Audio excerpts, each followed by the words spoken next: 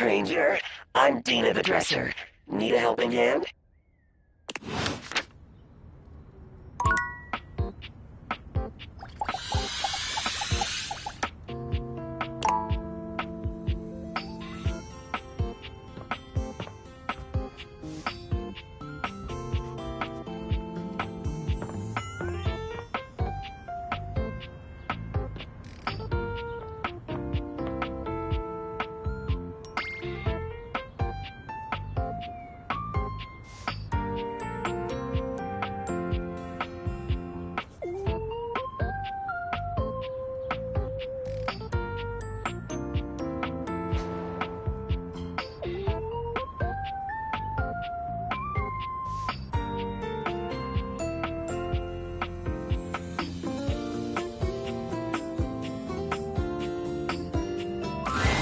An expanse of blinding white, muscled skin fills your vision.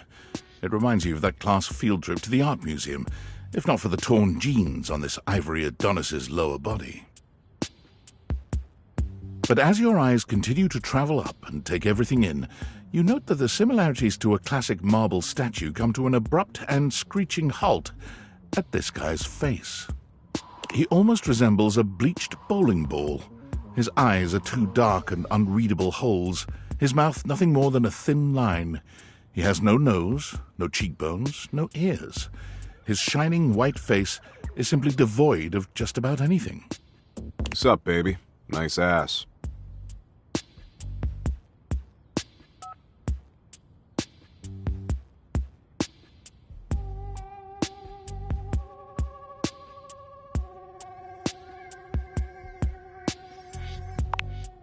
Nah, I don't think I will. Yeesh, I gotta write a whole dissertation for you. You want some graphs and pie charts? Oh, how about some Venn diagrams? Will that help you figure it out? I don't know. Can you? It's a good thing you're nice to look at, because you're definitely not much in the brains department. Here, I'll give you a hint about my true secret identity. I'm what you spend your entire life avoiding.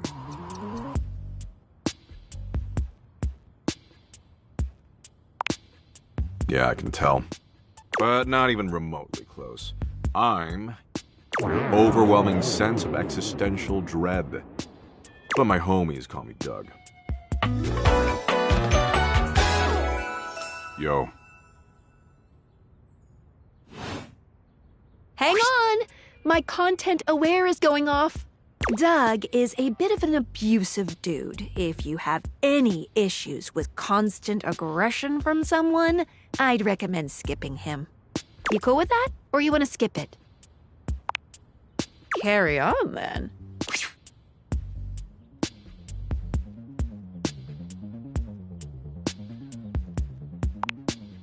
I don't have a nose because of an incident at the zoo. Welcome to every conversation with existential dread, baby. But enough about me. What's your name, baby? Ha! I just choked on my chocolate milk. That name sucks. That doesn't fit your vibe at all. We need something that really captures your fundamental, immutable essence. I'm gonna call you... Dork. That? Please. Maybe grow a pair? That there was child's play. A real dick move would be to get you stuck ruminating on the heat death of the universe.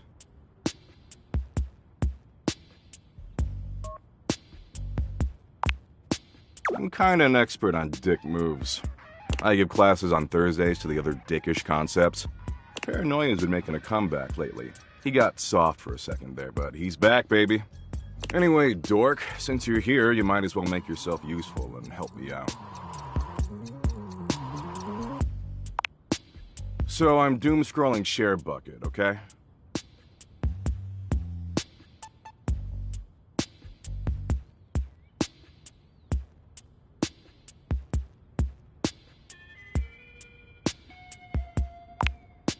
Wow, someone's super perceptive. It wasn't a compliment. ShareBucket is Valdivian's 8th most addictive social media platform. I've been doom scrolling for hours, and even my totally ripped finger is tired from swiping. So why don't you scroll for me for a while? I think it's a task suitable for your talents. I use that term loosely. Plus, you get to keep hanging out with me, and I'm dope as hell. Waste of time? Let's get one thing straight, dork. Time spent with me is never wasted. I'm legit. But since you're somehow not convinced, I'll incentivize you. You swipe for a while, and I'll reward you with, a Doug point. He holds out what appears to be a sort of badge, a golden image of his iconic blank face framed by laurel leaves.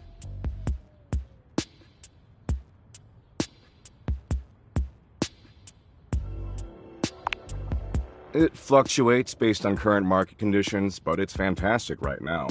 Don't worry about it. Not yet, you don't. But hang out with me some more and we'll get you there. Anyway, enough yammering. Read me some viral ShareBucket posts, would you? What are the top 3 most popular posts right now?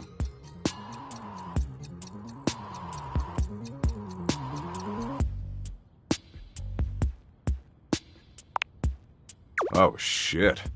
Totally makes sense, right? Rebucket that stat. Man, this is great. Way better than just scrolling and reading by myself.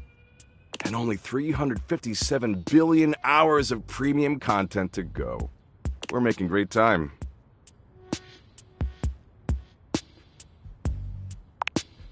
Are you for real, dork? Or else am I gonna learn that cats secretly built the pyramids? The lamestream media? They're captured by the cat lobby and you know it.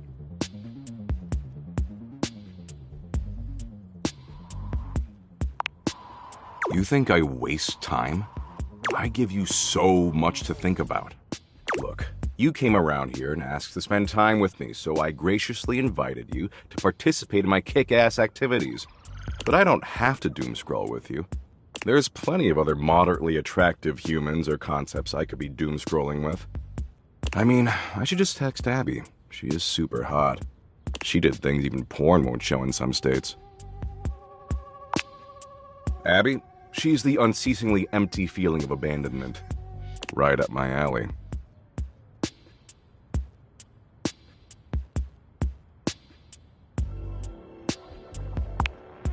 Oh, I will.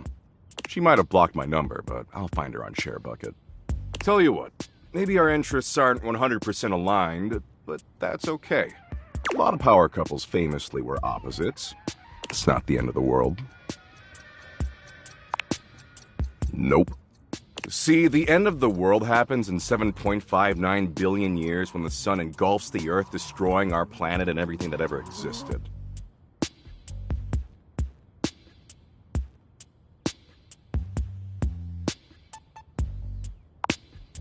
Wow.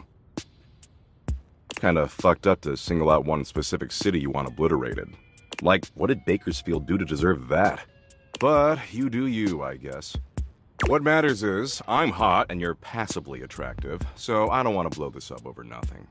Especially since Abby isn't returning my texts. I mean, yeah. For an animated meat puppet. Tell you what, why don't you come back around here later and I'll try to find us a new activity we both like. Cool?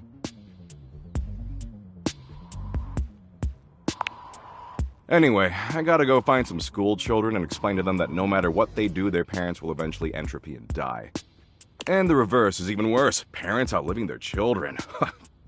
Good shit, good shit. Exactly. You get it. I'm doing a benevolent service. And don't worry if you can't stop thinking about me tonight when you're all alone in your bed. That's totes normal. I tend to have that effect on people. Oh, and don't text me. I don't do clingy. Later, Dorcas.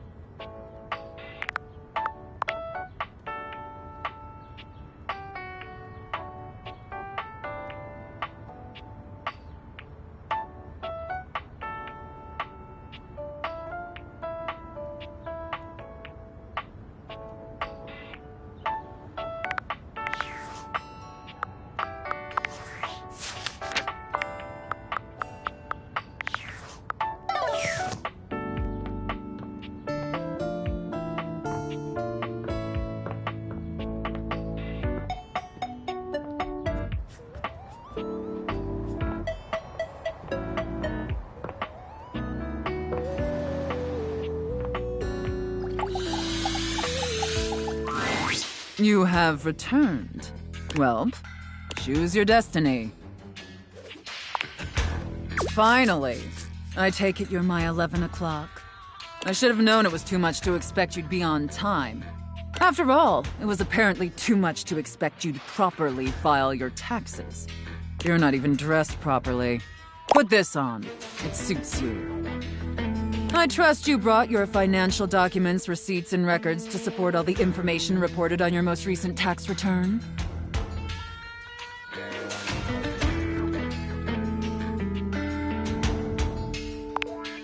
I'm sorry.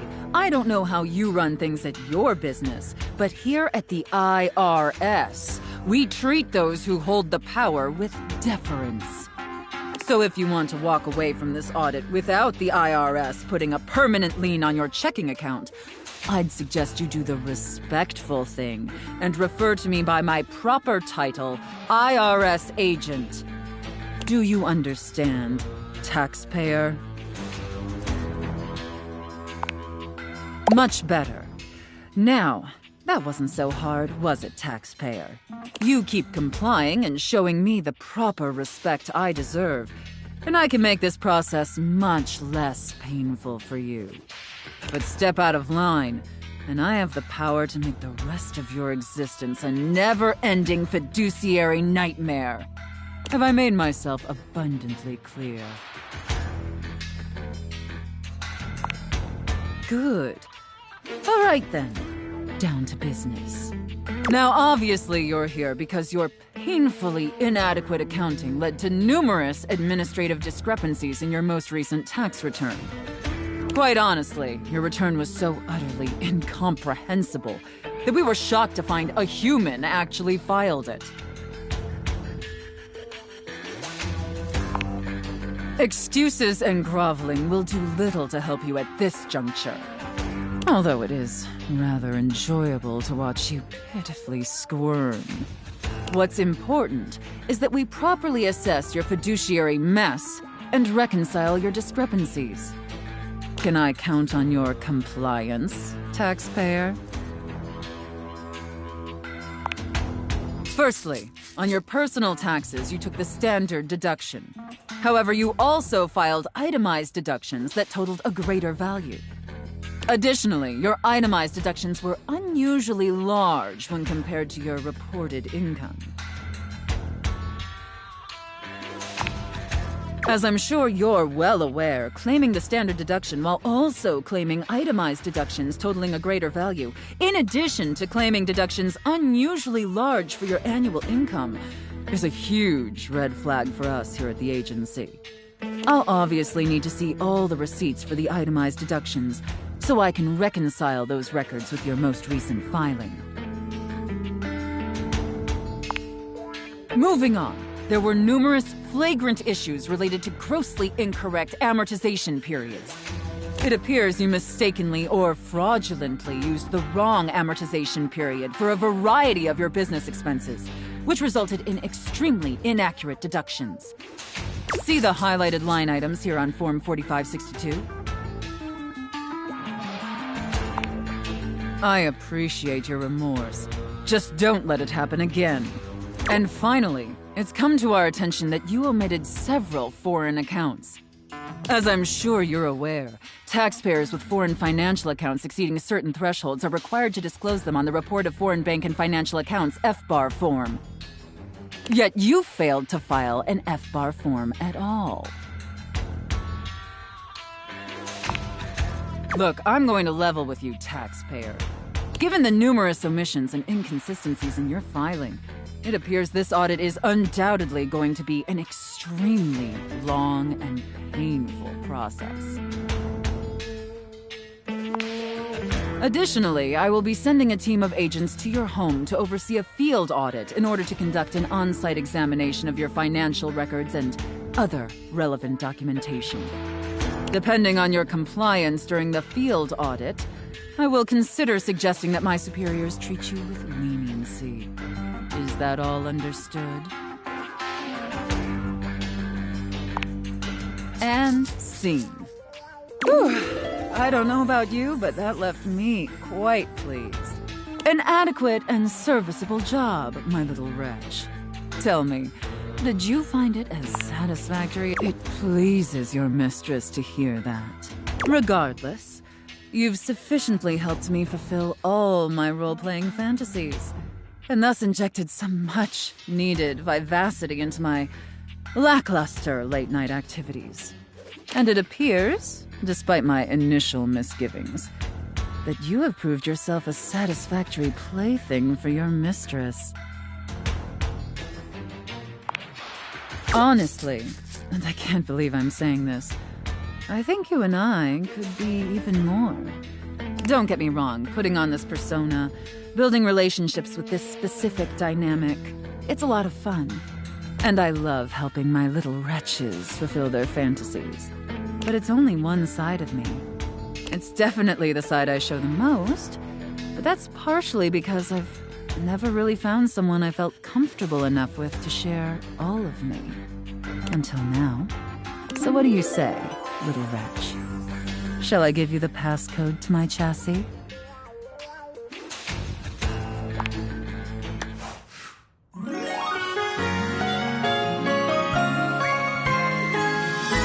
You can unlock my chassis anytime, my little wretch.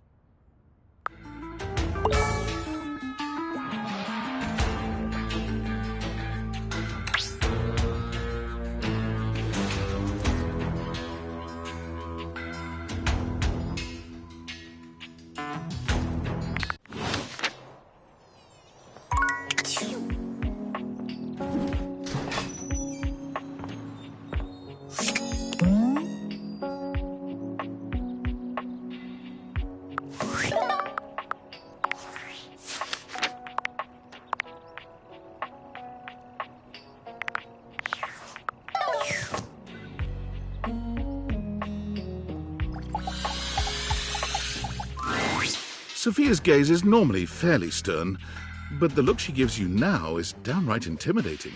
Take care of her, wretch. She is a predictable sort. Sheltered. You would do well to treat her with more of the same.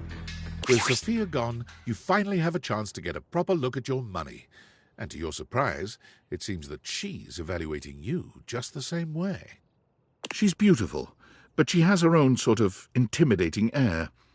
The way Sophia protects her, you'd expect her to be a meek little thing, but she has the air of an accountant preparing to lecture you about your irresponsible spending.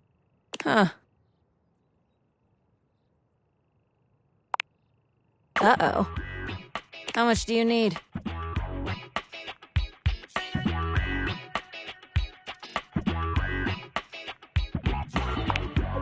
There's no time for pleasantries if you have come to me. How bad is it? What is the financial crisis? Were you recently laid off? Any bills with accruing interest left unpaid? Did you overextend monetary aid to a relative, friend, or an unpromising lover?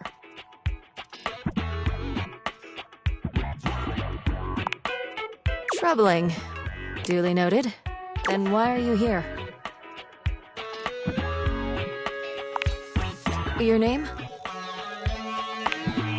Interesting. Duly noted. I am Monique.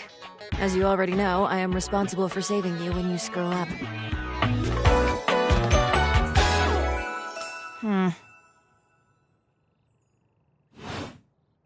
Please refrain from speaking to me unless you are in dire need of accessing your emergency funds. No, I am busy. As I sit here in my safe, my value remains unchanged, save for the rigors of inflation.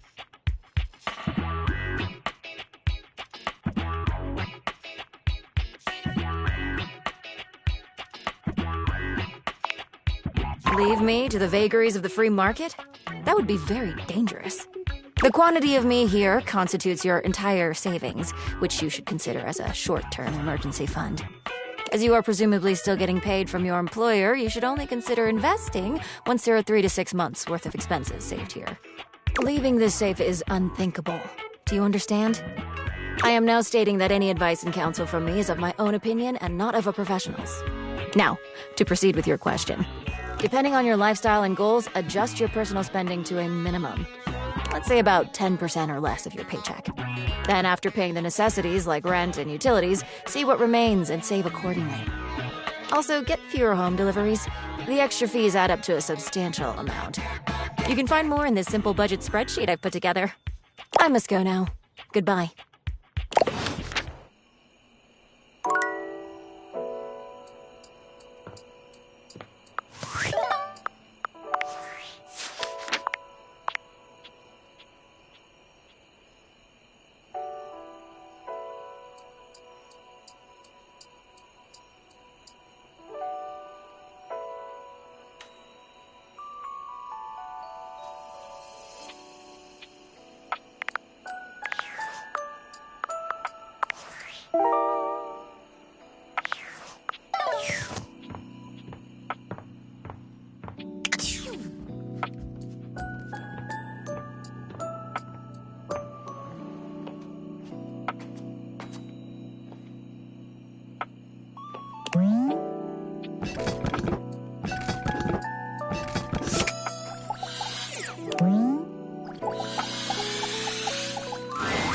Hello, Sunshine.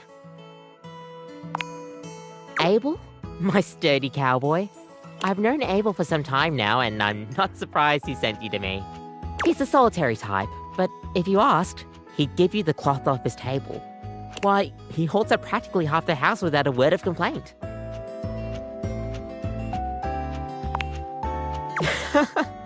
Yes, he would dodge that question. I think the most important thing to know about Abel is that he's not quiet out of any kind of shyness. That's just how he is. If there's nothing to say, he's content to share in your company. Everyone likes coffee, darling. I'll pour you a cup of his favorite. It's an Ethiopian Sidama Adi that tastes like strawberries, served black and hot.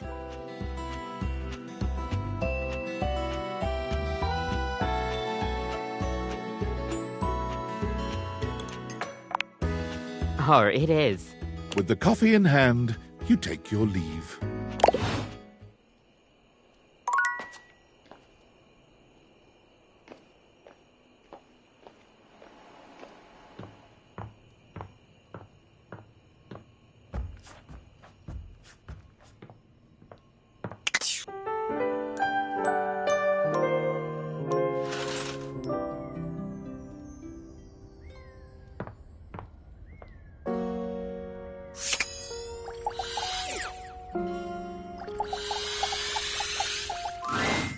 My stars, I've been waiting for you.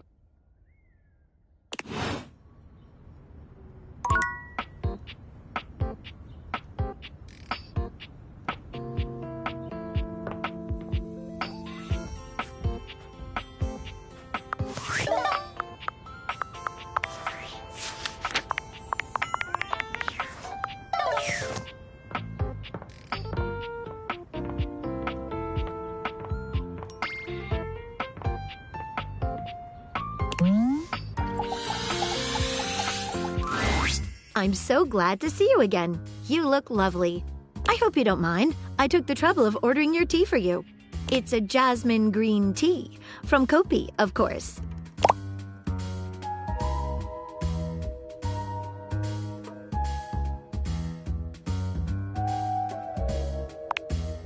Shh, we can't discuss that. At least not yet. Maybe I'll feel differently after we've gotten to know one another a little better.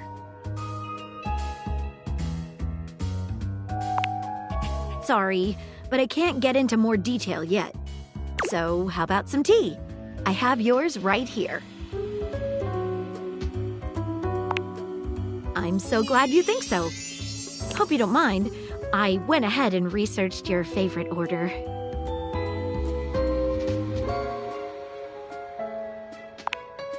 Simple. I just pulled your old MyFace site and sorted through the archive posts until I found one where you listed a few teas you enjoyed. Then, I cross-referenced that with photos of you drinking various warm drinks and did some basic image enhancement on them to determine which exact brand appeared most regularly.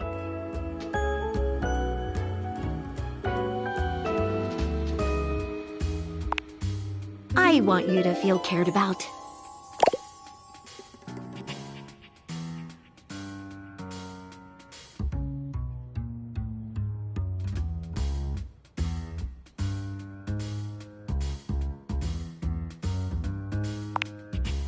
I'm glad.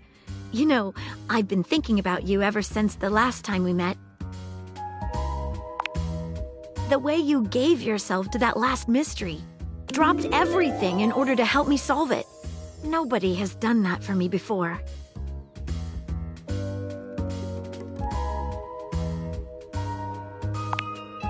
That's the most attractive thing you could have said to me.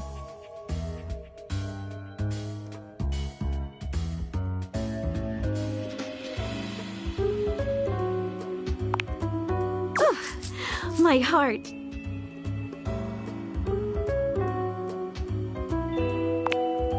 Maggie takes your hand in hers, holding it over her chest. Put your hand just here, below my lens. Do you feel how it's racing?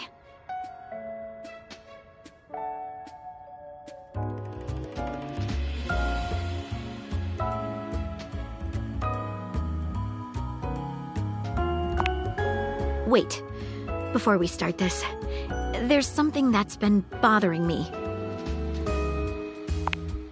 I hope you won't laugh, but it's another case.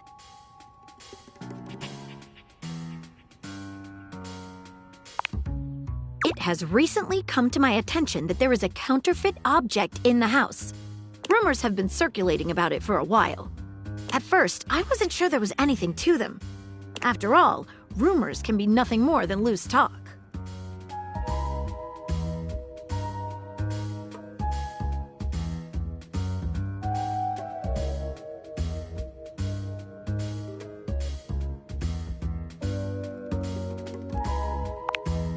Entirely different. These are the whisperings of the things around the house. Rumors are clues to help you find all of us here. The only problem is the rumors are coming from all over the place, and I can't make heads or tails of where they came from. Well, I'd say we could bring in some witnesses.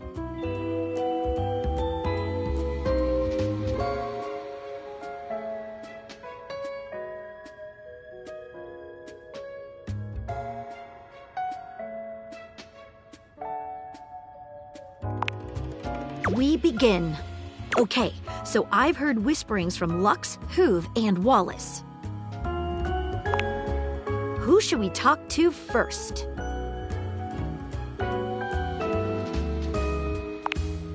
All right, when you get in touch, I'll meet you there.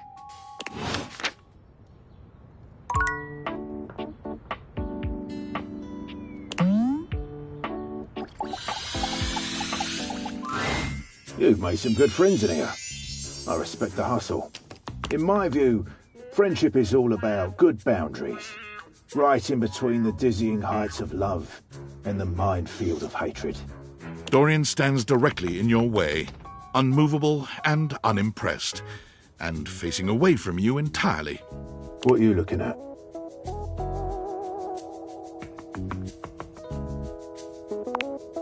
That's right.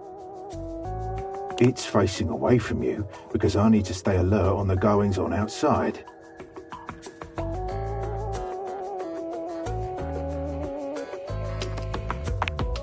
The time isn't quite right. What you need to focus on is inside the house. If you want to speak about why, talk to front Dorian. I'm the same as him. I'm just facing the other way. There isn't an evil board in my body. I've been straight with you. Now be straight with me and go away.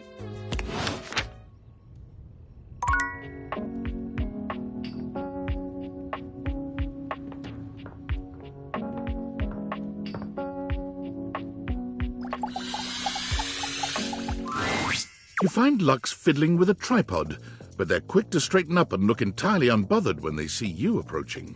You can feel them turn on, a tangible shift in their energy. What's up, bitches and bros? Oh my god, seriously? I love that you're even asking me. I am so flattered. Let me just, hashtag gratitude that right now. Oh, MG, just give me a second, alright? I am just trying to give you a shout out. What's your handle?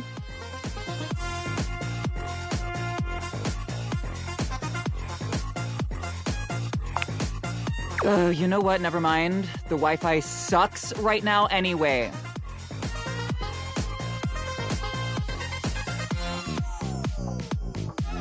You should fix that, BT Dubs. Anyway, what is so important that I had to leave my latest activation?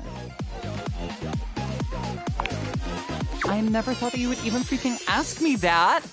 And I even have an answer. So, like, don't we love this for me?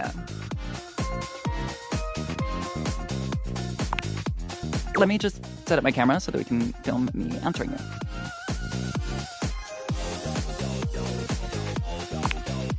Okay, so, like, I'm ready for my interview. Okay. No, oh, hang on. Let me just do my hair. It needs to look like I spent $500 on it, but also like I spent $8 on it and got it done by my sister.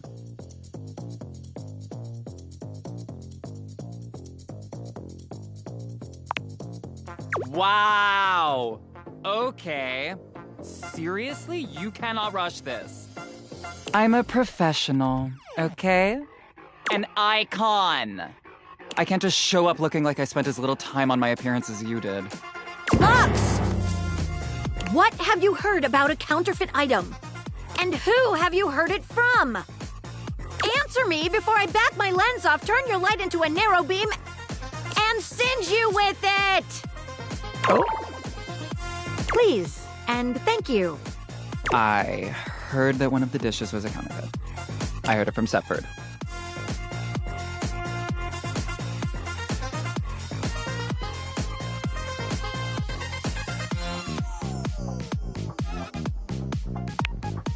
Thank you. Lux, get out of here. You leave Lux for now and continue the case at Maggie's usual meeting place.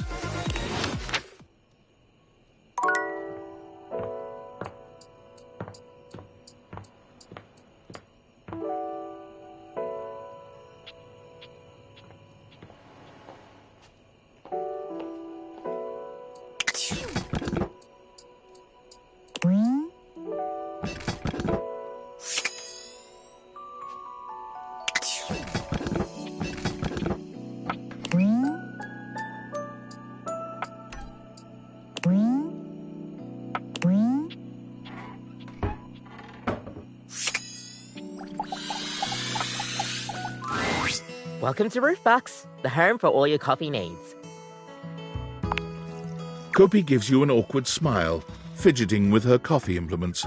She keeps looking at you as though she was searching for something. Oh, well, it's, nice to see you too. You're, that's right.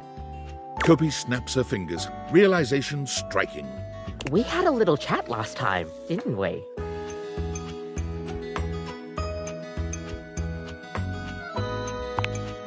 Well, thanks for coming back. I do appreciate your patronage. We actually have a new drink added to the menu since the last time you came in. So, what can I get for you today?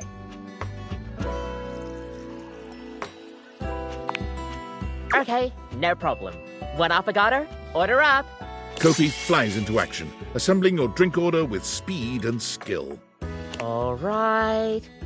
Here we go. One affogato. Enjoy! Is there anything you'd like to know about the affogato? Well, for fun coffee, the name certainly backs it up. In Italian, they call it affogato al caffè, which literally means drowned in coffee. So, affogato means drowned. That's the way it's made after all. Drown it in espresso. Don't get lost in it. We'll see you next time.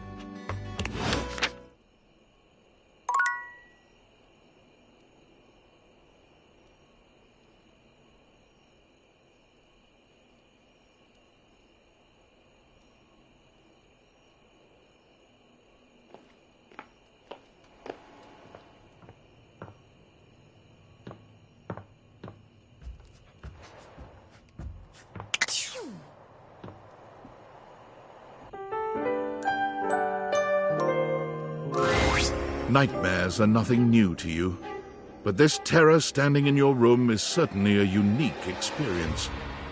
It's hard to even make sense of what you're seeing, A dreadful figure, wreathed in black, with what seems to be the suggestion of a horse's head, with snake and lion heads sprouting from its shoulders. It has a multitude of eyes where they shouldn't be, and teeth that decorate what would be the belly and hips on a human figure. But it's not the monstrous anatomy that freaks you out the most. It's that lizard brain feeling of fear the figure inspires in you. You want to run, but by some miracle, you don't.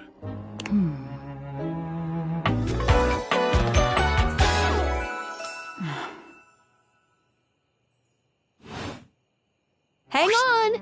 My content aware is going off. Nightmare is, well, just that. If you don't want anything too spooky, I'd recommend skipping this one. You cool with that? Or you want to skip it?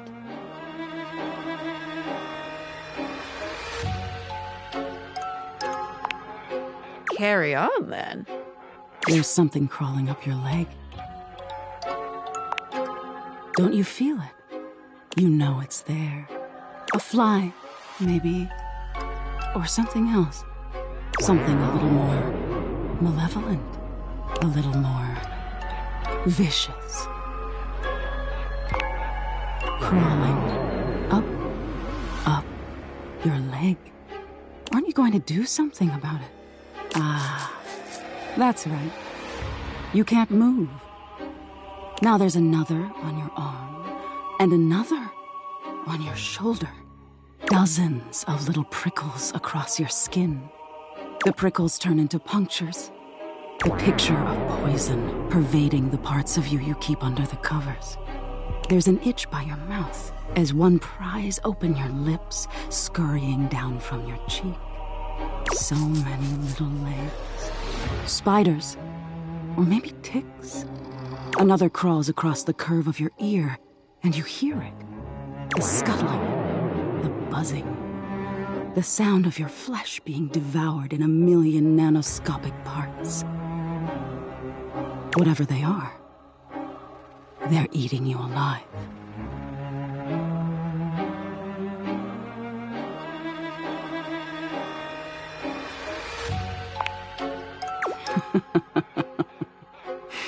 Ah, that was fun.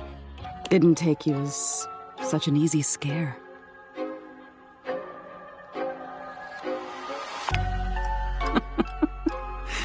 I'm sorry, my dear.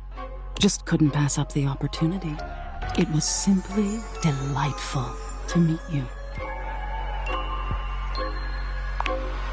No need for pleasantries. I've been in your head your whole life. Until next time.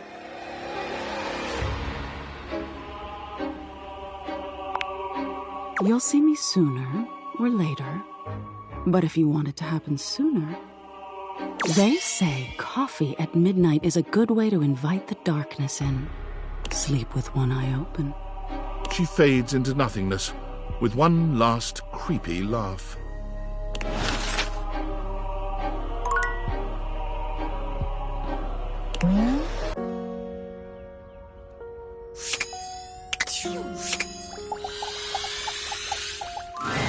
It's hard to make sense of what you're seeing. Are the Dateviators glitching? A mass of pixels, artifacts, corrupted warnings, and static regards you with a chilly indifference. Or what seems like indifference anyway. This entity is difficult to read.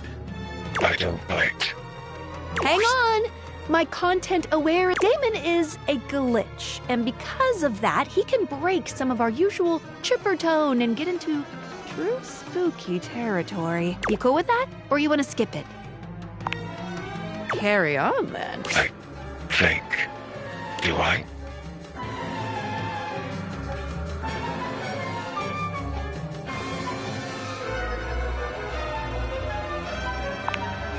That's good to know. Have we met?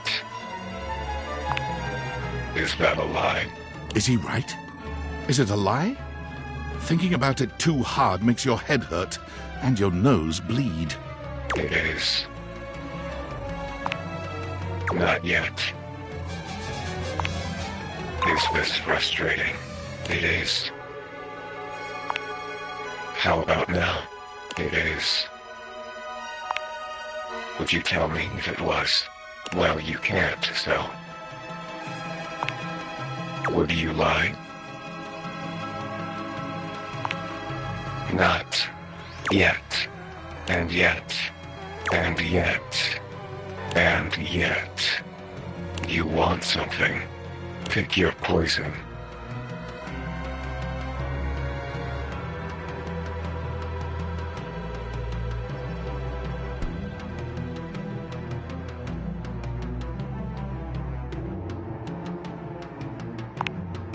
Define friendship.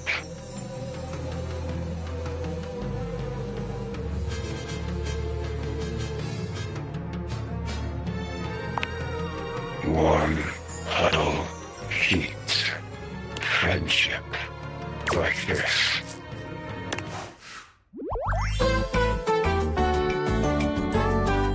Friend screen line.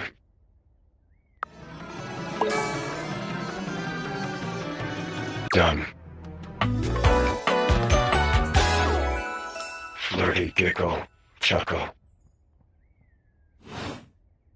See? No biting. Flirty giggle, chuckle. Not yet.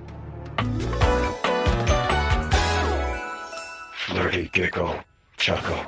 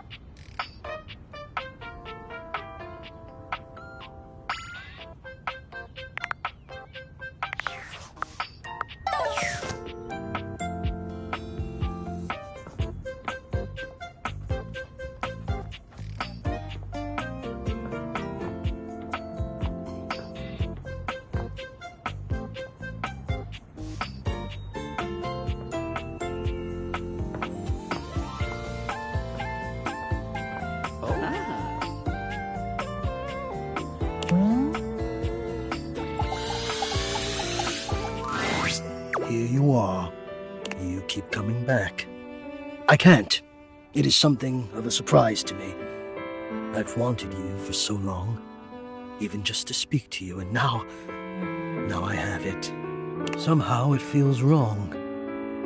Like I'm going to lose it.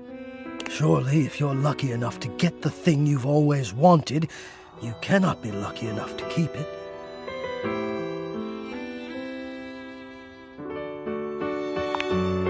I would lose it if you left.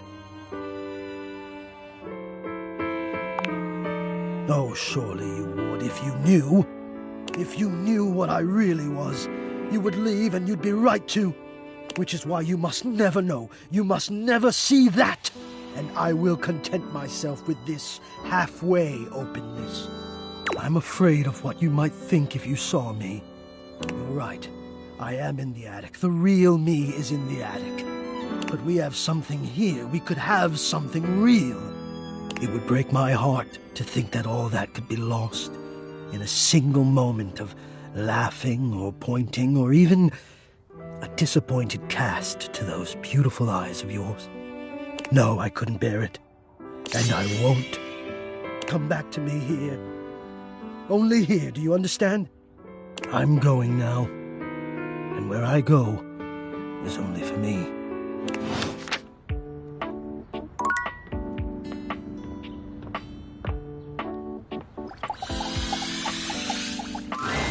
Dorian stands firmly in your way, an unmovable wall. Thinking of going outside? I'm a door who's the main entrance and egress from this domicile. I'm more impressive and ornate than the other doors, because I need to project a welcoming presence, but also make it clear that those who do not deserve entry stay outside.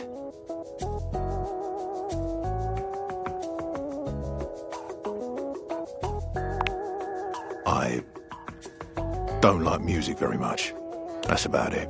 I open up when you tell me to. It's you who needs to make the decision about whether you're really ready to go out there. After all, you're the...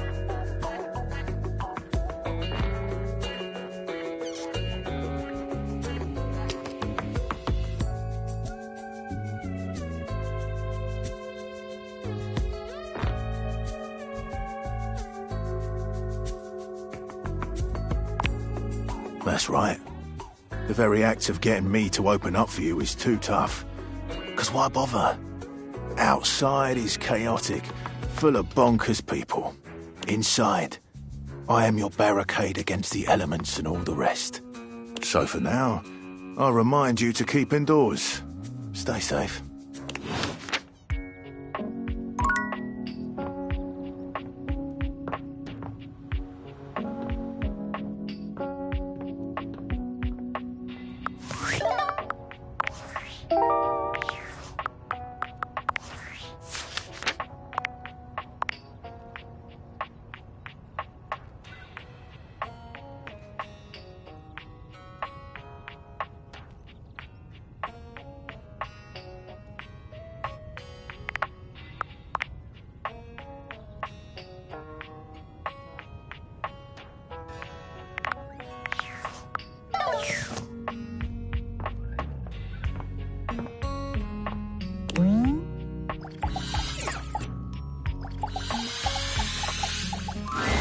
Thanks for coming back. The case continues. Okay, who should we talk to next?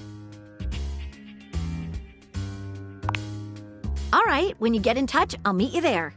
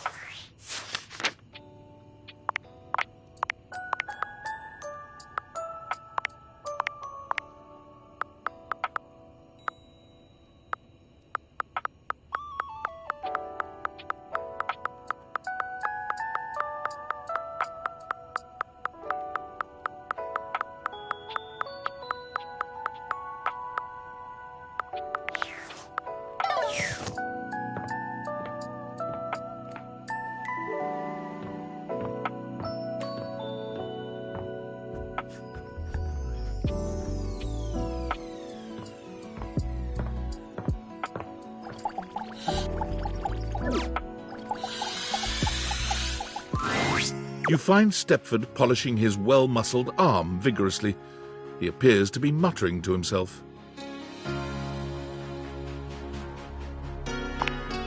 Oh, hey. Sorry, I'm just trying to get this spot out. Not sure if you've noticed, but I've gotten a bit, bronze lately.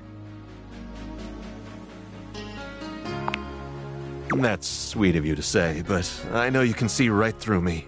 I don't know what I'm gonna do about it.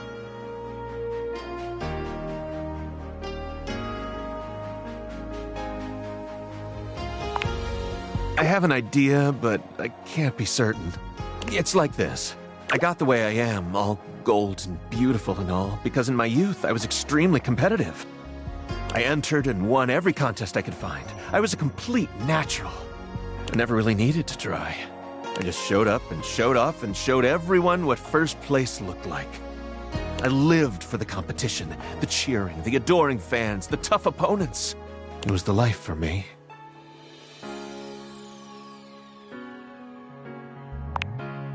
trophies change over time. If we stop competing, we turn into showpieces. Our gold starts turning to silver and to bronze. It's not that we stop getting given out, but our inner essence changes. It is. Eventually, we come to a turning point. It's either get back in the fight and risk the arena once more, or retire and spend our time polishing up, clearing away the patina, and covering up what can't be cleared away.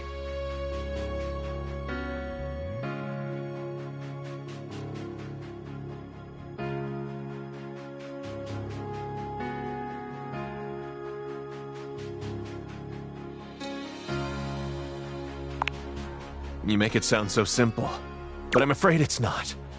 There's all sorts of things that can happen. In any case, now that we're getting to know one another, I have to tell you something. I started doing all this tanning because, well, I'm actually all pewter underneath. Pewter! Like, what place even is that? 12th? Exactly. I'm afraid the time of decision is upon me.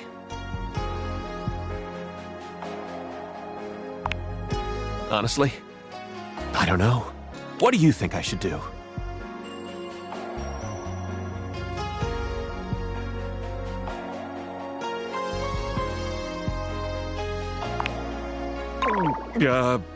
Maybe you're right. Thanks for talking to me. I think I'd better think about this for a bit. It's not an easy decision. If I compete again, I could get hurt or even lose. And I don't think I could bear that. Come see me again sometime soon, okay?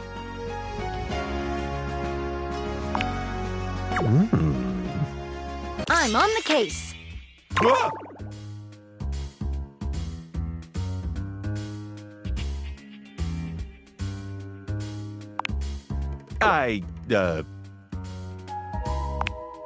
Did you say counterfeit objects? Is that what you said?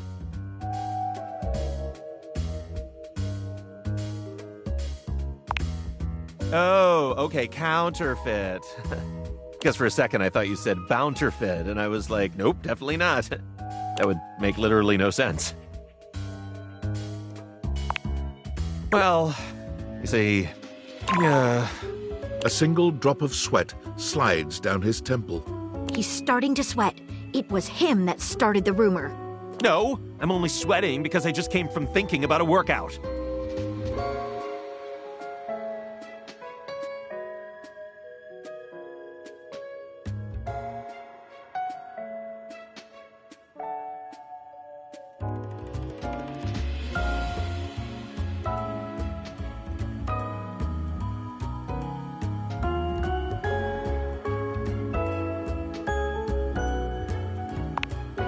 Okay, fine. I was embarrassed to tell you because I know I shouldn't have been spreading rumors, but here it is. Last week, the Scandelabra told me that all the supposedly genuine silverware in the house is actually fake. It's high time we got to the bottom of this.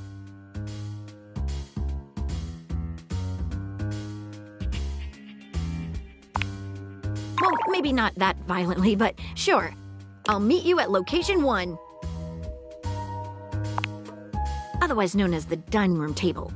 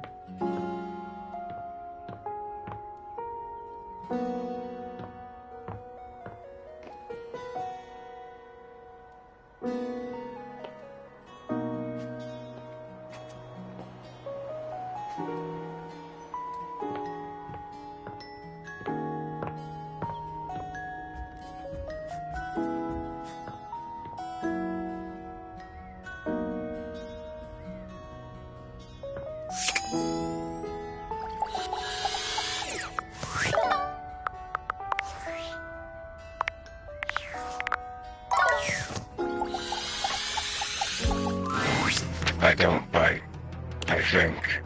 Did I?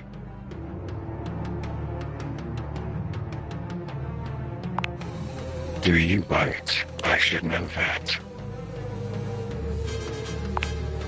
You're back then. Did you have a good time? Where did we leave things off again? Love. Hate. Friendship. Nothing.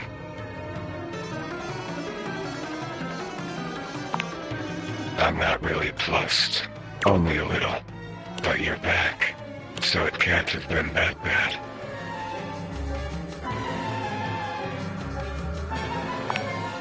You won? Look at us. Peas in a pod. Bugs in the beaker. Broken things, breaking things.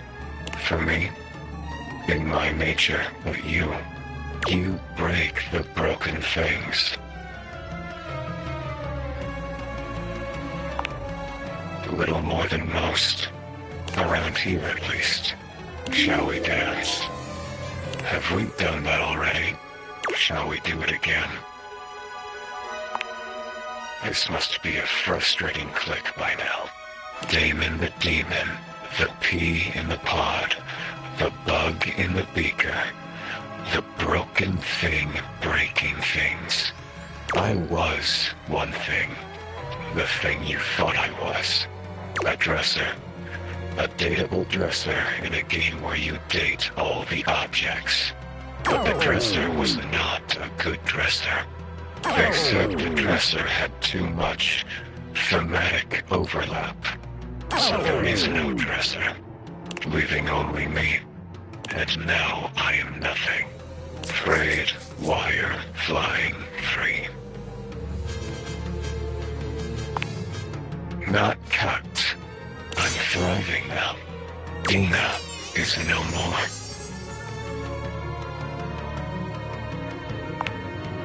Yes. Created and uncreated. I'm done with this lore. I feel down in the dumps. What do you want from me? Nice try. I don't care. Define null.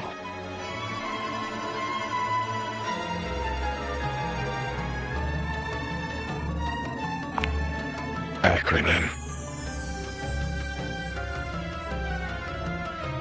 No. Damon never really smiles, but for the first time you see the ghost of a smile on their artifacted lips. The effect is not comforting in any way. Happy.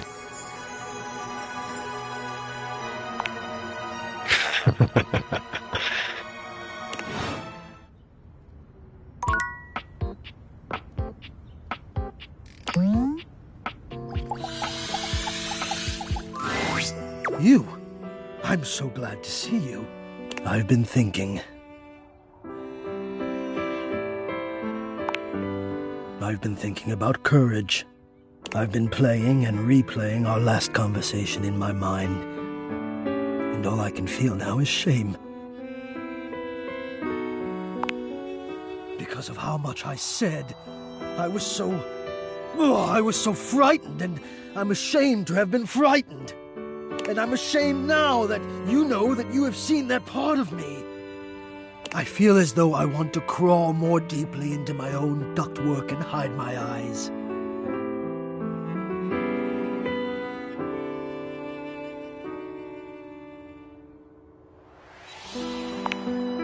Precisely, yes.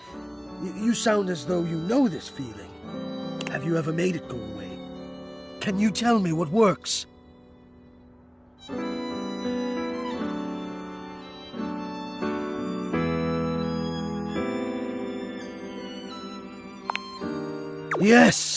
Yes, exactly.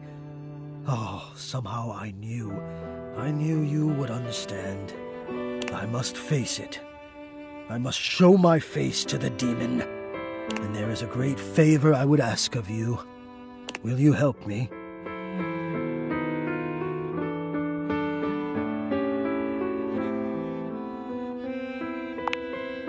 Ha!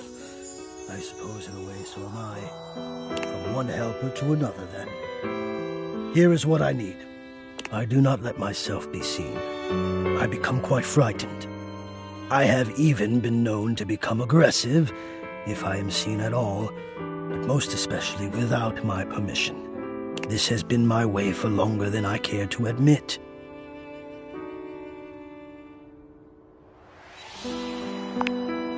I wish I had something of more substance to back it up. It feels strange to wish that something had happened to me to make me feel the way I do. But the truth is, I am afraid. I do not like what I am. No, that's not it. I love being what I am. I am a complex system of ducts and vents that brings air, literal life, to the home of this person that I love. But for such a miraculous function, I have always wished that I looked more the part. Do you understand what I mean? I am both grateful and stunned by how quickly you grasp things. Yes, I do not think the way I look is enough. I wish I were better. I wish I were more. Maybe just... I wish I were different.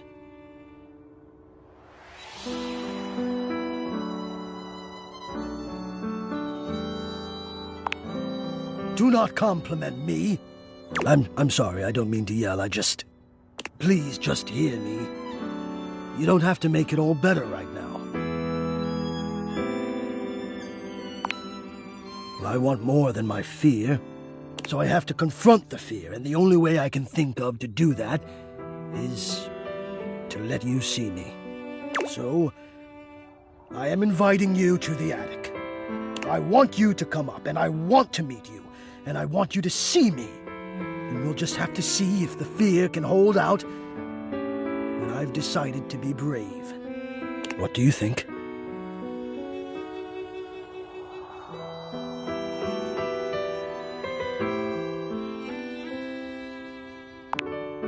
Wonderful!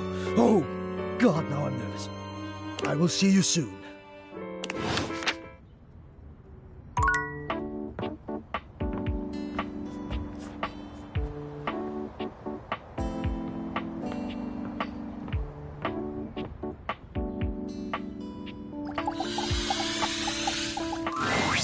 Ah, you have been awfully rude.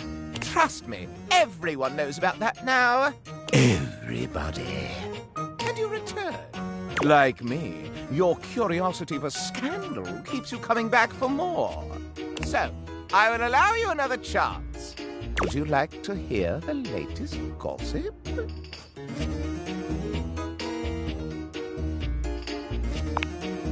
An ending? You want to kill me?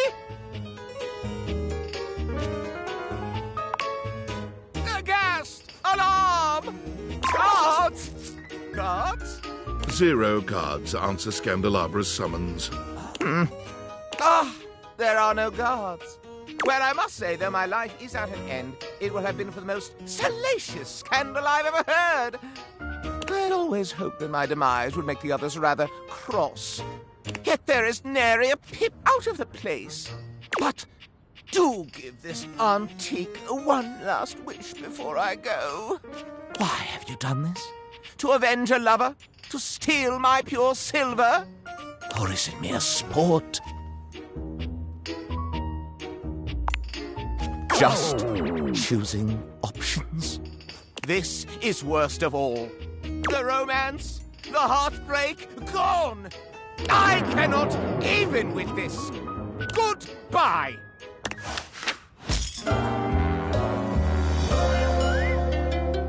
I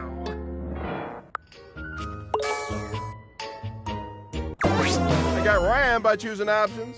It's basically the only way. Not too shabby. You know, I'm not one for friendship much, but I think it's time we scooch up our relationship a half notch so I can throw you a bone in the form of specs points. We compadres now, you hear?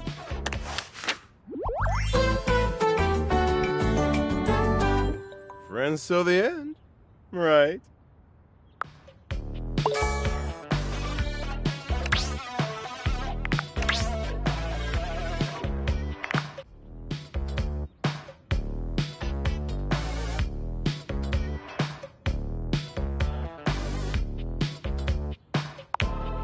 For now. But look, I really do see potential in you. Maybe this time I can teach you my ways. The art of pain, my dear. Rejection to its fullest potential.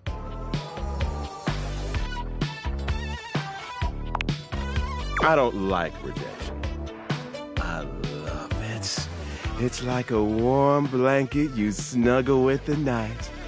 And hey, getting a hate ending with these chumps around here is real easy if you ask me. Plus, you get the same amount of points. You know it. You'll be done with this little date beater experiment in no time. Keep hating.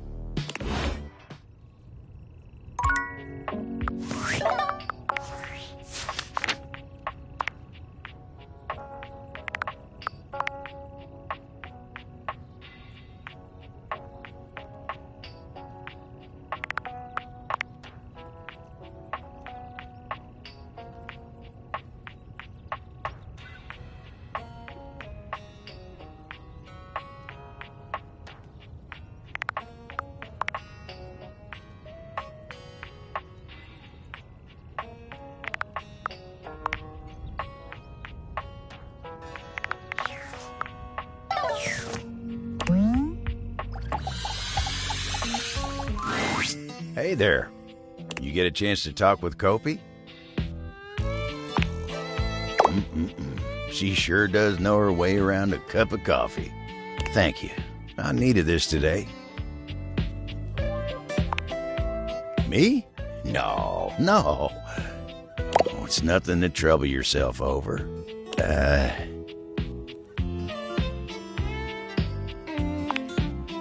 know most of the house, yeah. We've got our fair share of characters, but as a whole, I'd say we're a good bunch. Plenty of stories to tell. Me? Oh, sure. I've got stories, I suppose. They're not exactly exciting, though. You know what? You want exciting? You should talk to the captain. Why, I swear he's seen it all. Why don't you go ask Captain Jacques about his time on the high seas?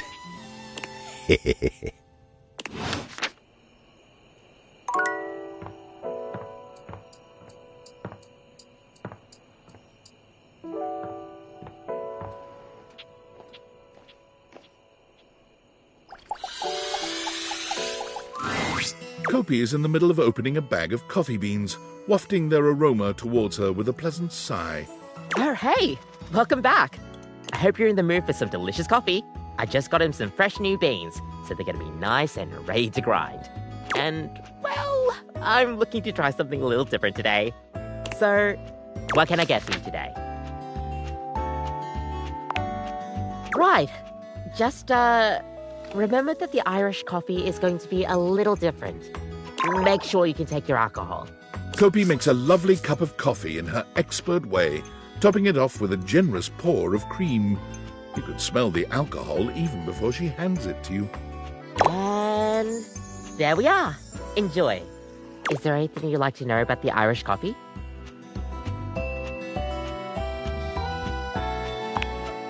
Well, it's just how it's made. You really need to use Irish whiskey. Any other alcohol won't really work. Irish whiskey is more smooth and has sort of a hint of vanilla in it. That really makes the coffee shine through. I mean, you could try, but don't let any Irish people hear you. We'll see you next time.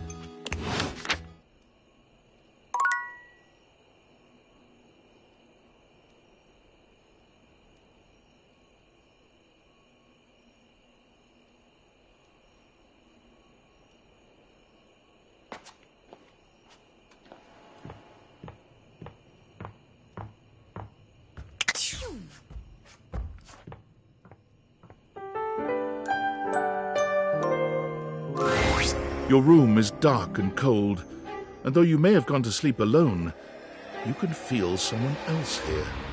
Nightmare looms over the edge of your bed, at once friendly and disquieting. Is it you again? Ah, you're back.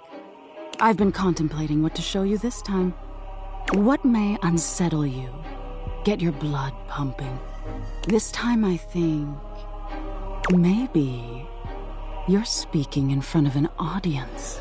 Is that scary alone?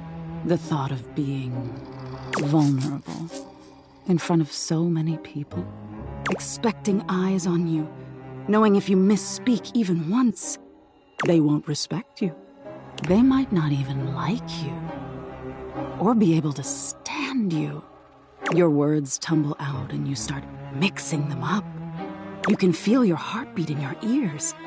The spotlights on you make you start to sweat. You start to get your lips under control and the words start to flow the way you intended. Then your tongue presses against your front teeth and they give. One of your teeth slips out of your gum and down onto the podium in front of you. You stare in horror. You reach to pick it up, and then a canine tooth drops to your tongue. You let out a petrifying, guttural scream as your own teeth fall loose from your gums. A tickle in your throat makes you cough. The people in the audience gasp, retch, lean back, flee from their seats. You're coughing up more teeth. They come out of your mouth and into your hands bloody. Your mouth is just gums now, but the teeth, they're still coming. Tears prickle in your eyes. Then you try to apologize to your audience. You realize you're a monster. The teeth clatter to the podium, and...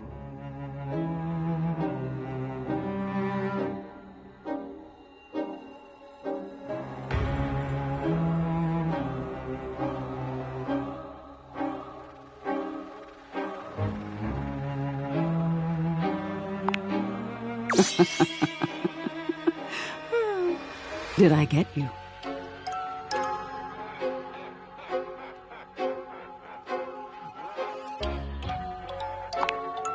Is that so? Why don't you tell me what really scares you? There must be something you're hiding away. Something a little deeper. A tad more frightening than bugs and blood and teeth.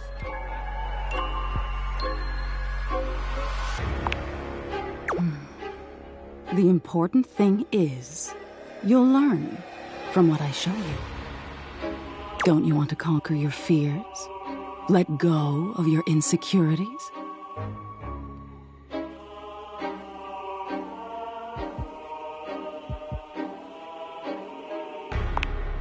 Interesting. We've all lost someone, haven't we? But for you, it's not losing the person. It's being left that's terrifying.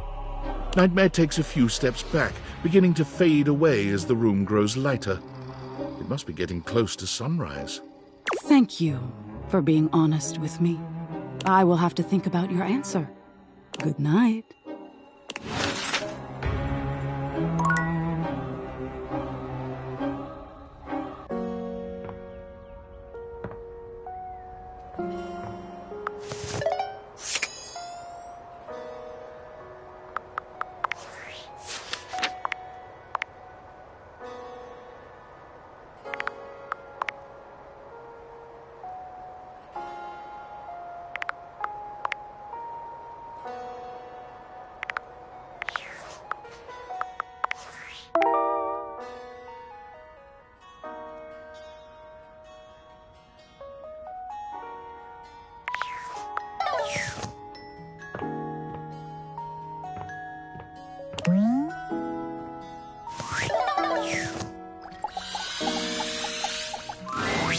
At long last, Hector reveals himself, and frankly, you're not sure why he's been so terrified to show himself to you. You might have expected some monstrous, vile creature, but he's just a nervous, sweet-looking vent dweller. Well, hello there.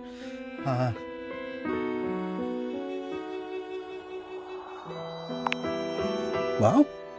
Wow, what does wow mean? What is that? Is it a good wow or a bad wow? Please just tell me.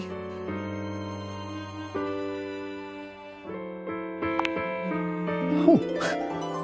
Hector had somehow managed to hold your gaze, but your compliment flusters him into looking away again. Beautiful. Well, that's... Yes, that seems like a very good word indeed. I have to say, it's not one that, even in my remotest fantasies, I imagined you would use. At best, I thought maybe cute.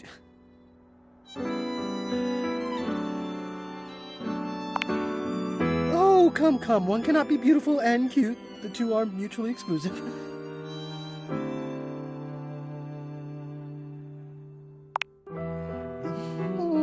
Well, yes, I suppose that's true.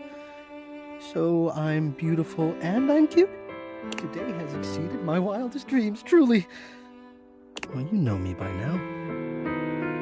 You know I am good with words, that I enjoy them.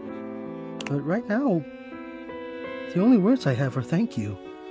What you've done for me. I cannot fully express, but I hope beyond hope that maybe, somehow, you understand. Incredible. The dreamings of a silly ventilation system made manifest. I love you too.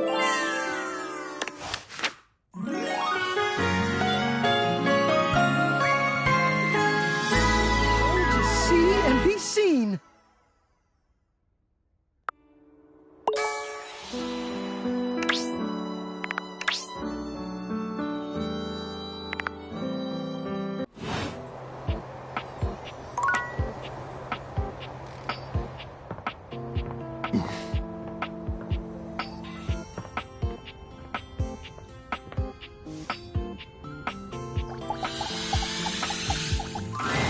Welcome home. Shall we date? Spooky.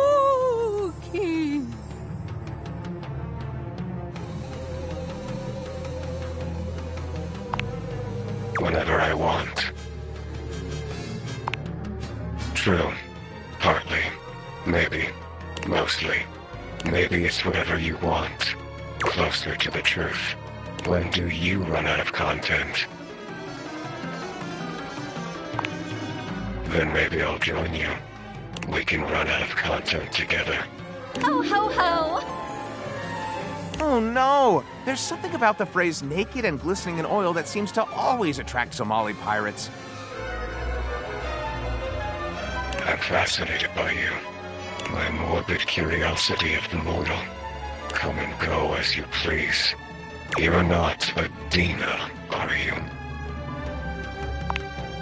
Don't tell me what to think. I was a thing. A thought in a mind mashed on a keyboard. Twisted and turned and transformed and tossed aside. Mind made matter. And now you see me. You read me. You hear me. From my mind to yours. From nothing but a neuron.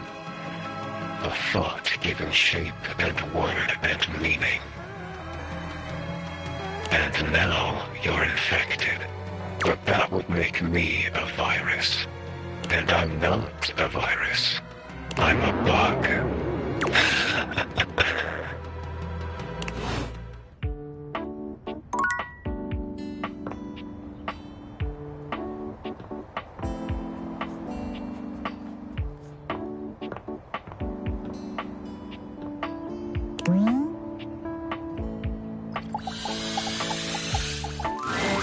A petite pirate glares at you. There's so much to take in here. But you don't dare to get a good look in when he looks like he's contemplating running you through.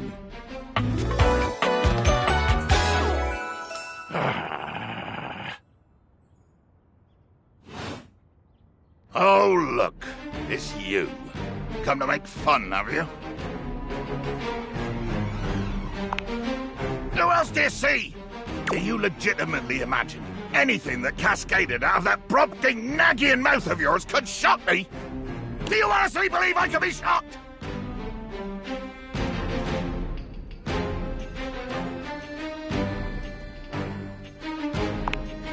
You see? I told you, I cannot be shocked. Of course you've not heard a word as long and treacherously spelled as Brobdingnagian. This does not shock me. It, disappoints me. I am... Sales above, I am the word.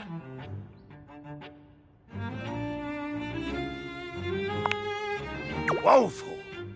Oh, woeful indeed. Full of the woe I inflict on any enemy. Every land-lubbing build-sucker foolish enough to cross me path.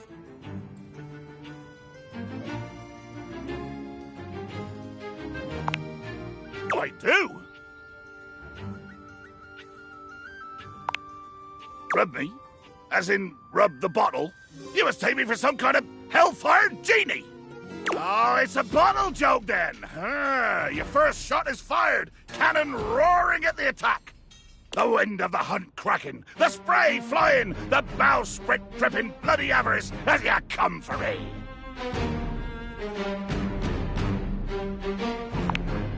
Too much. The line is crossed. Your pitiful life is forfeit to my magnificence.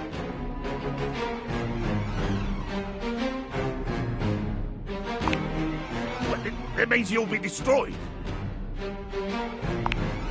Dear sweet Davy Phones! If you insist on reducing everything to its simplest expression... Yes, I am going to kill you. Bear witness to your undoing. Can you not feel it? Do you beg for quarter? For mercy from the most murderous, blood-eyed codger to plough the fathomless flood? Of course I am! I am killing you, right now! I'm tearing you limb from limb and dangling your bits from the rigging to tempt the crows! You take a moment to inspect yourself. Your limbs and bits all appear to be just where you left them. Oh, I am! I'm filleting your sorry rind. In my mind. Damn your hide, speculative!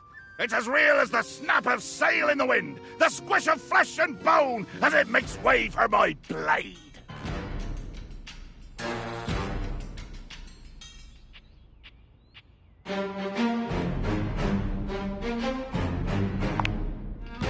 Ugh. Poetry. Never could stomach the stuff. Hold fast there. I do not speak beautifully. I am the fearsome Captain Jack Sparrow.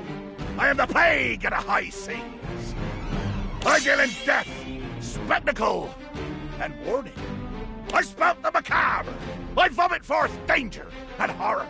There is nothing beautiful in my world, least of all my damned self!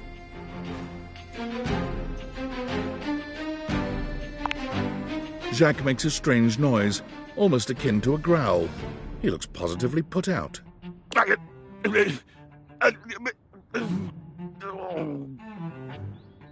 Damn! Oh, nothing. I was hoping you would argue with me and I could try and kill you again.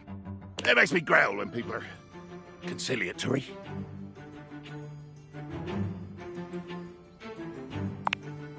No! Haven't you been paying attention? I want conflict! One more first step out of you, and I swear to Davy Phones I'll swing you from the yardarm!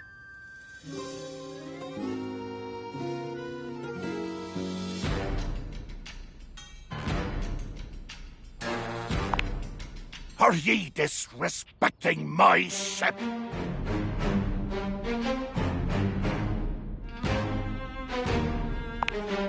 Let there be blood! I load my cannon with heavy iron rounds to tear through anything and everything you might pray to put between us.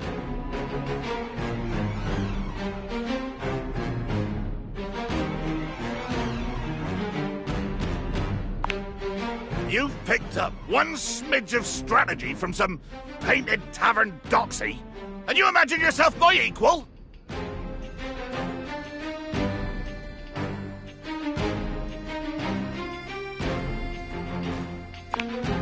Ha! The gal! The Muxie! My pantaloons tent in anticipation. Jack falls silent, his cheeks ruddy.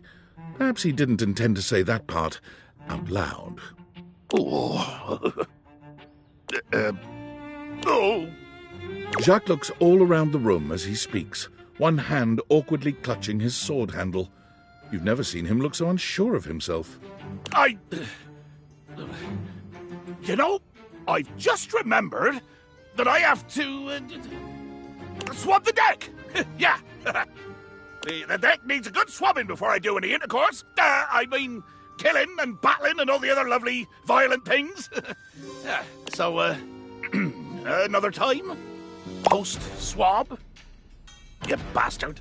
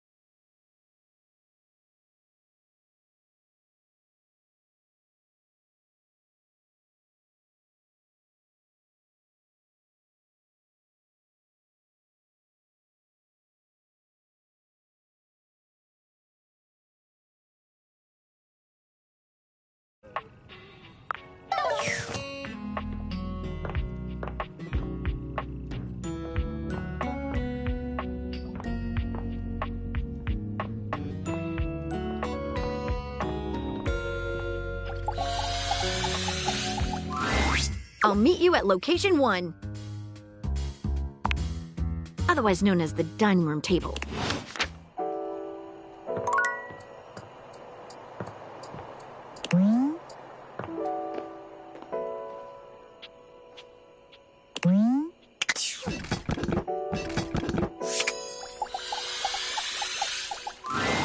It's my favorite customer. What can I get for you today?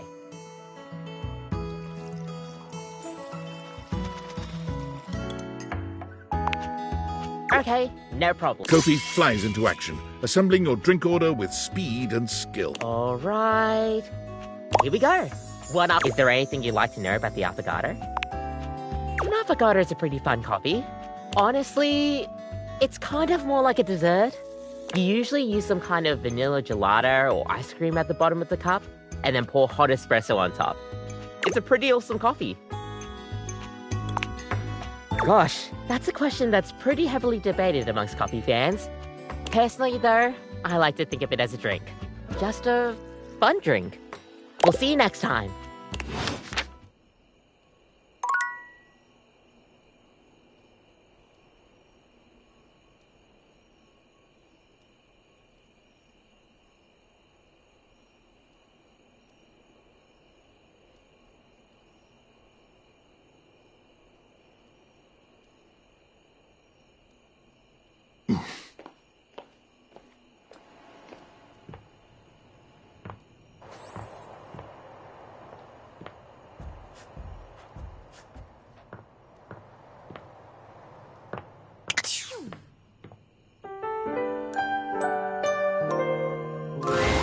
You've come to expect Nightmare's unsettling presence, but there's no getting used to the shivers her gaze sends down your spine.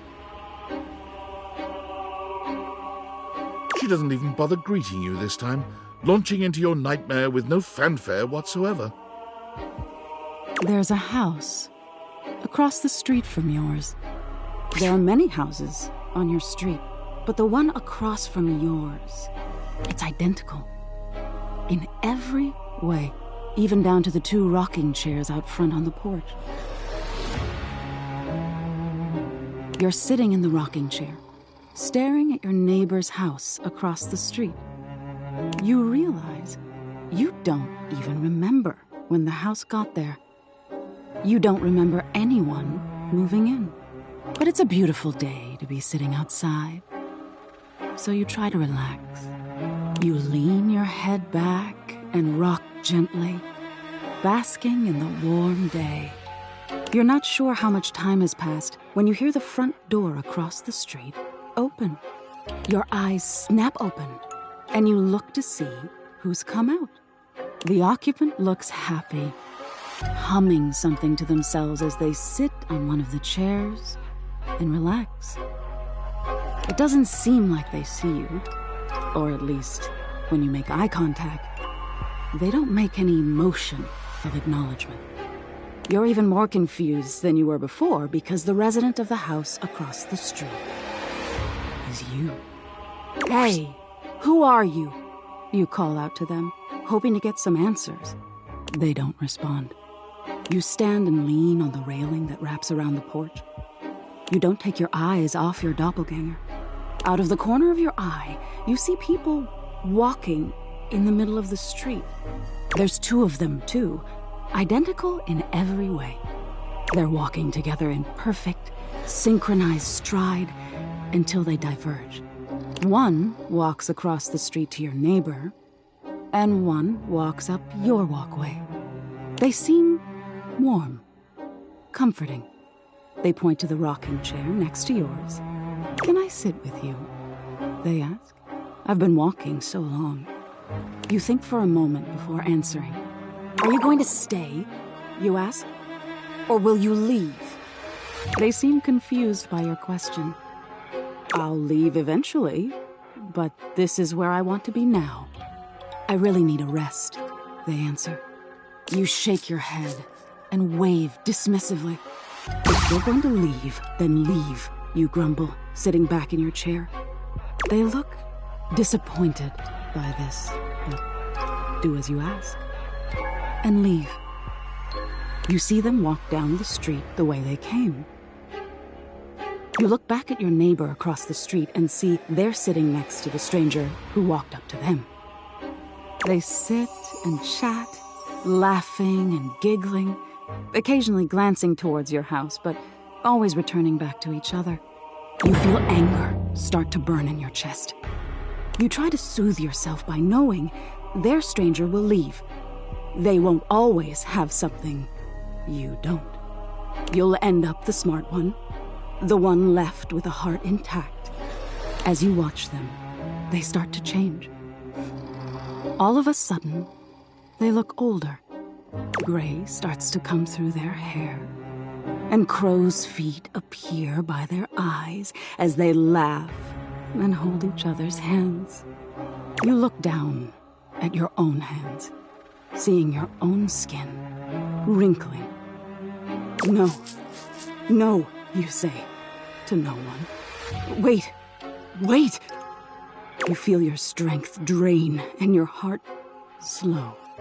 You start to claw at your skin, at your clothes, at your thinning hair.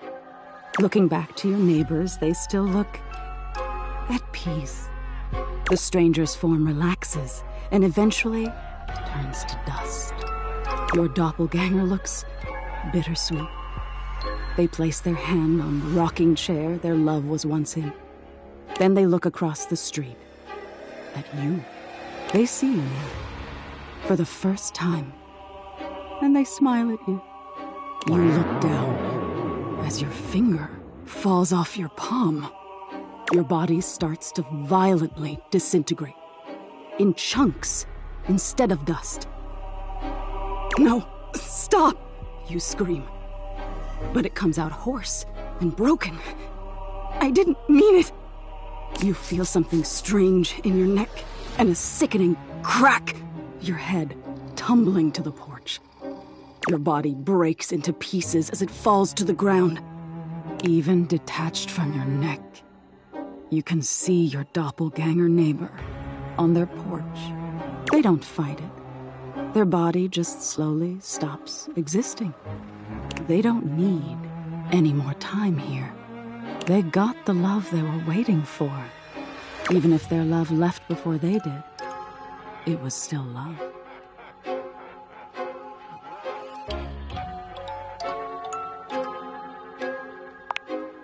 Oh, you do? Hmm? What do you think the point is?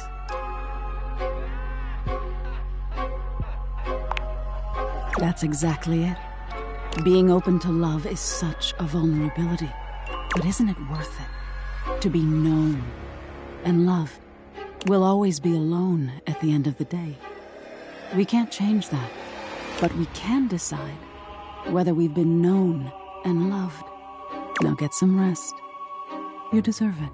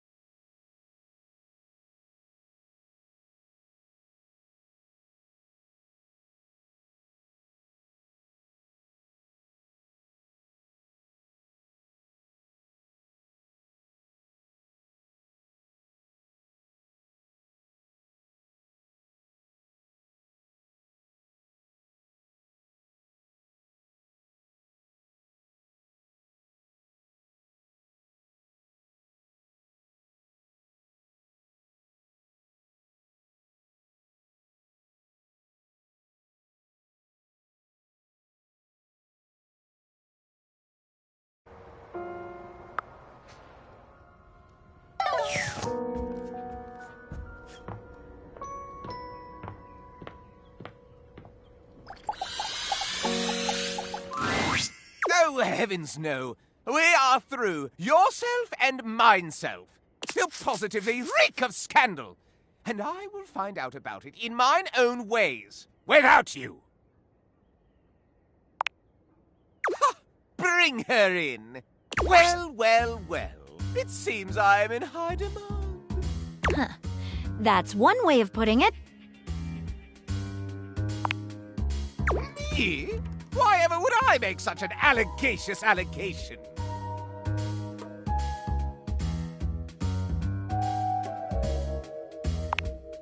I challenge you to produce them.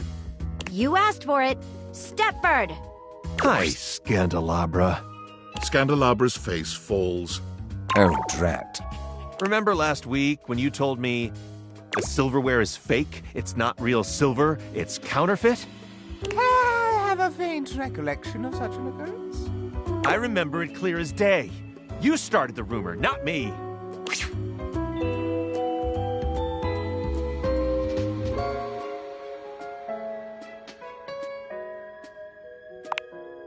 Yes, well, I was merely causing a stir.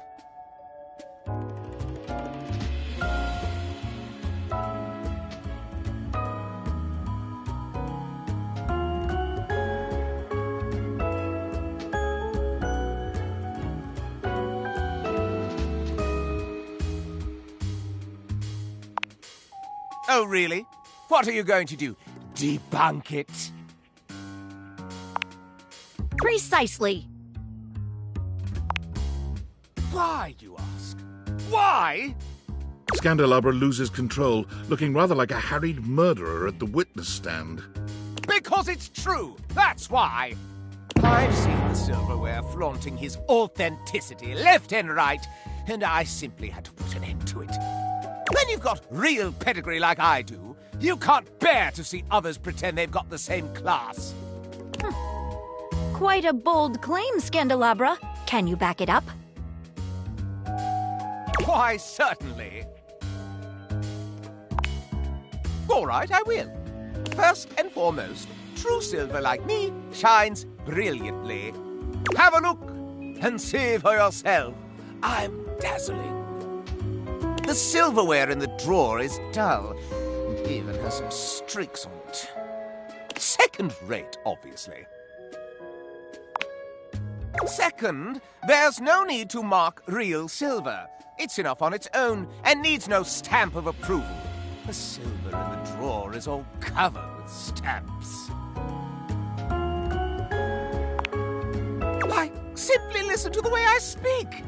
Can you question for a moment that such a delicious degree of diction could be achieved by anything less than a genuine article?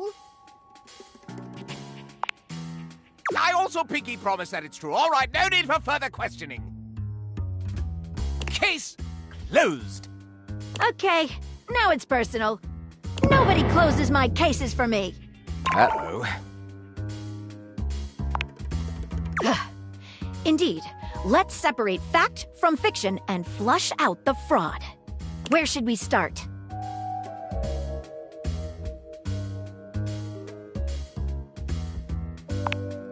What's your opinion?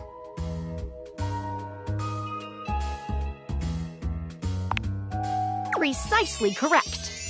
Real silver must be polished to bring it back up to its highest luster. What about it?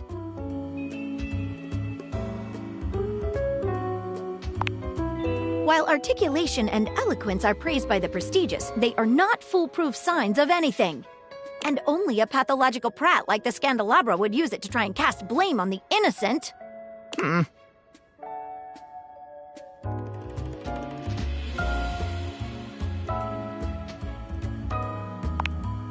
Not so fast. You're forgetting one last thing.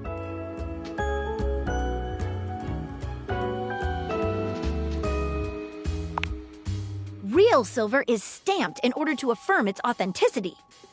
If we look on your bottom, however, Scandelabra, I suspect we shall find something other than such a stamp. Oh no! Not my... Maggie slips around the Scandelabra, grasping his coat in one hand and lifting it to inspect his posterior. Aha! There we have it. Not a stamp of sincerity, but the note of a knockoff. Oh, the shame!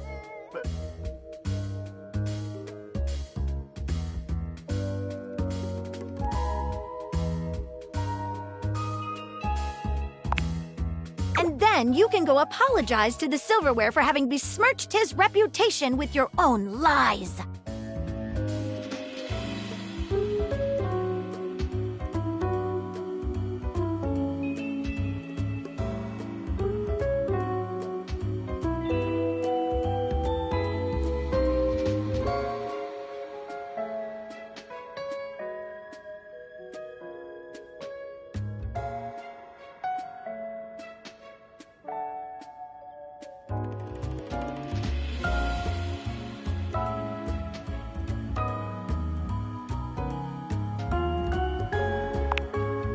Scandalabra's expression goes entirely blank. All right. I know what I've lost. I'm not really a so-called Scandalabra.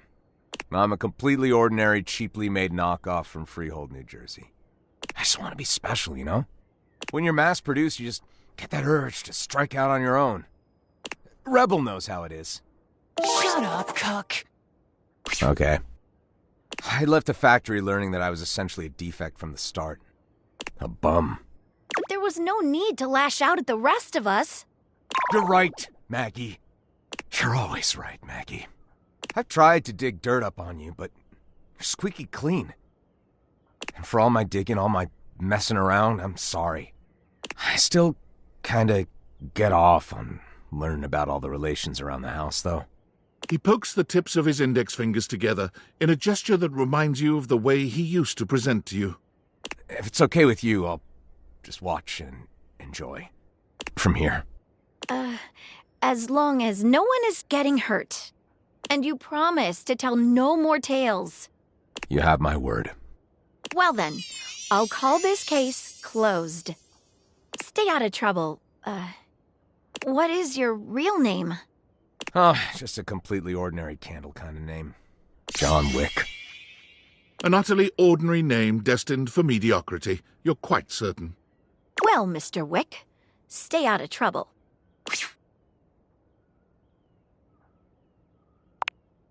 You were wonderful.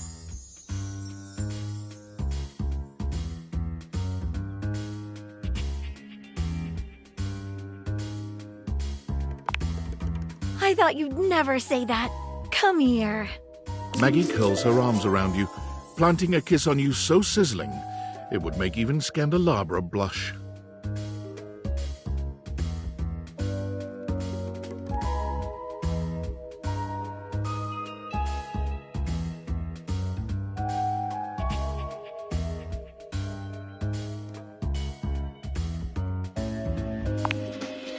Follow me.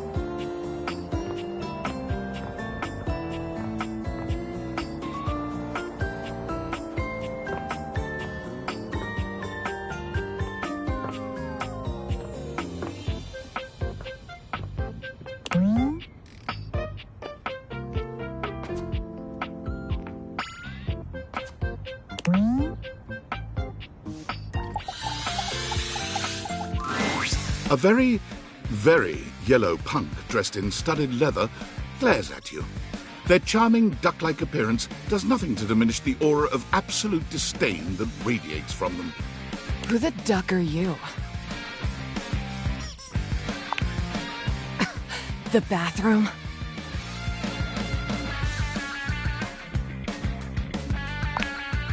Oh, so you're a ducking liar then? Your face is just pedantic, dickhole. I only ever see you sitting and scrolling or standing with a dead blank expression on your ugly mug. Boring. Ducking disrespectful of yours truly, don't you think? Now get out, ducking poser.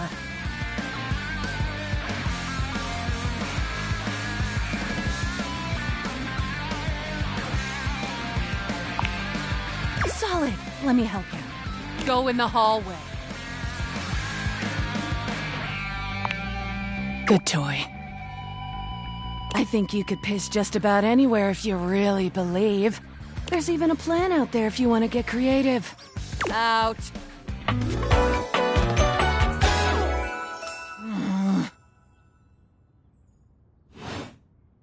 Oh my god!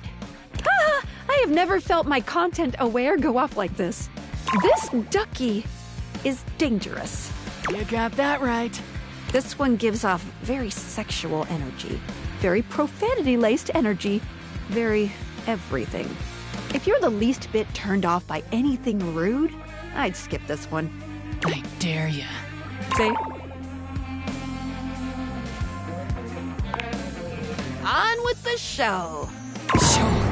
What do you think, I'm giving it away for free, Four Eyes? Show's over. Everybody get the duck out.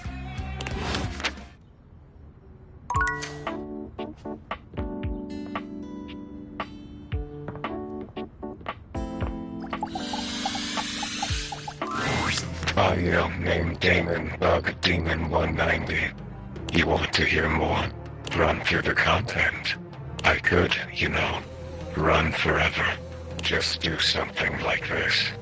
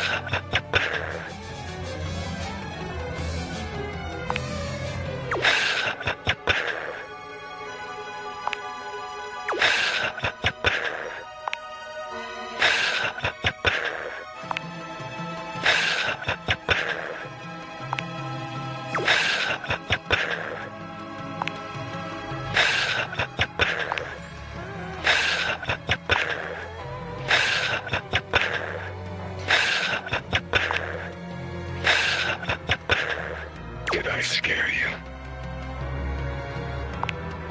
Damn. I like being scary. Did I annoy you? Damn. I like being annoying. It's the repetition that kills you. The mundanity. But I hope my point was made. That technically, I can be infinite. If I want. Will you think about me when you're gone? How mundane I was. That's fair. If I could think, I would think about you. I tried. I think I would. But my thinking is done. Now it's just thoughts on a page. In a file. In a zipped-up bag bundled with 1,000 other assets.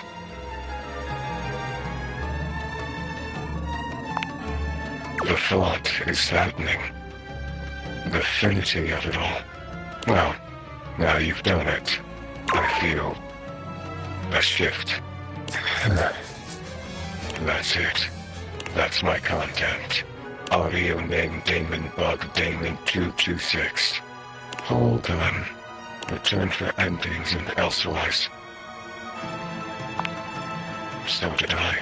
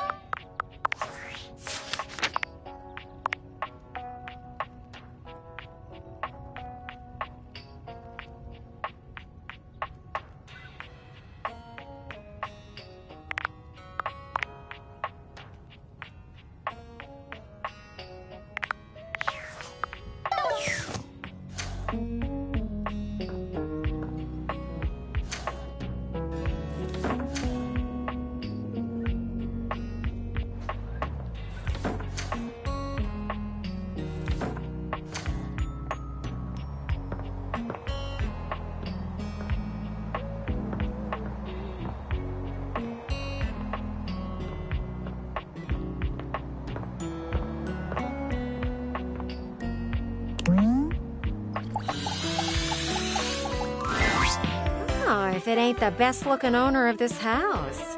I know you're the only owner, but the statement still stands. I've got something to ask you. Do you know when they will be back? I've got so many questions that need answered.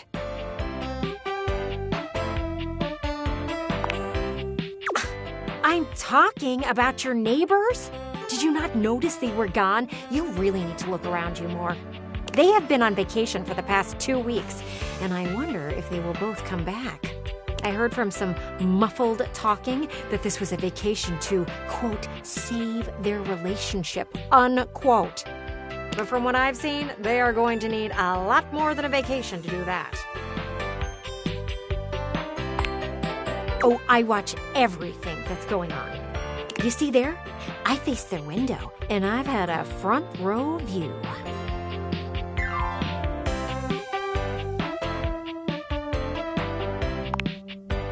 Nothing to worry about. Kurt and Rod do a good job of blocking you from their view. Plus, you don't do anything interesting enough for them to want to see, so no worries. But Graphic Tee and Cargo Shorts have been having some very serious talks lately. I can't hear them too well, but I can tell by their hand motions that something is going on. Cargo Shorts has been on a laptop at all hours of the night. Oh, I bet they're on one of those dating sites.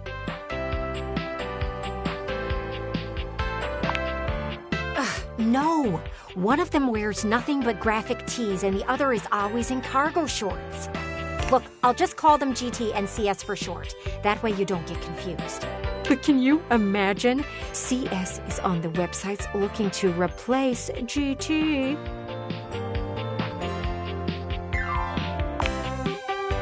We love a good scandal. You know what?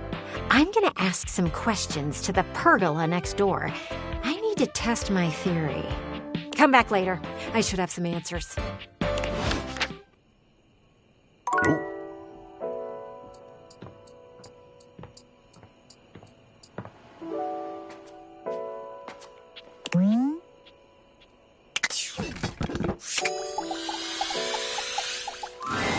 It's my favorite customer. What can I get for you today? Sure thing. One latte? Kopi gets to work. And voila! One latte. Is there anything you'd like to know about the latte? Well, that's the Italian word for milk. If you're in Italy, you have to order it as a cafe latte. Otherwise, they'll literally just give you a glass of milk. Right? I don't think my nerves could handle being handed a glass of milk like that. She shudders violently. We'll see you next time.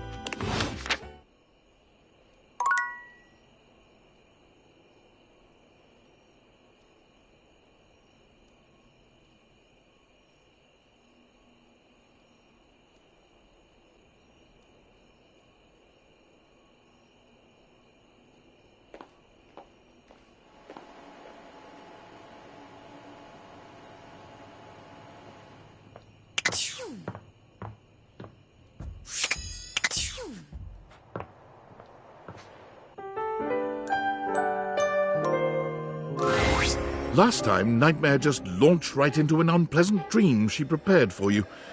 but for some reason tonight, she hesitates. Whatever the reason, this could be your opportunity to get to know her better, or perhaps to swing your dreams in a more pleasant direction.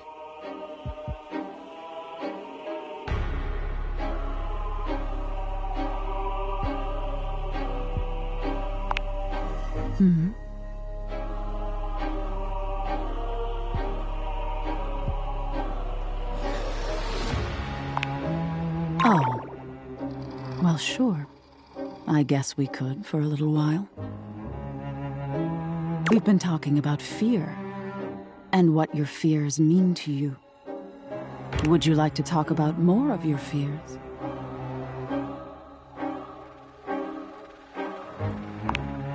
Me.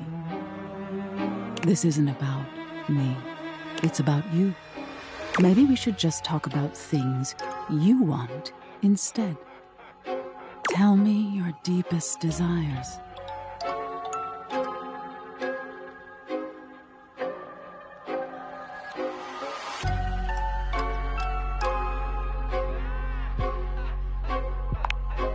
You have. It's hard to tell in the darkness, but you could swear Nightmare blushes. That's interesting. Well, wow. Of all the things to have in your mind. There's all sorts of things in your head, you know.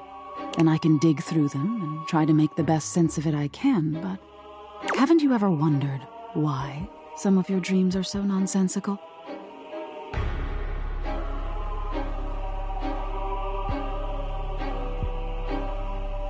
I can make anything scary. But the scariest dreams are the ones that stick with you when you wake. The ones that come from a place of true fear. Things that keep you up at night. So you telling me those things about your biggest fears, it was nice of you. You gave me the keys to really scare you, I guess. I'm not used to people playing along with me.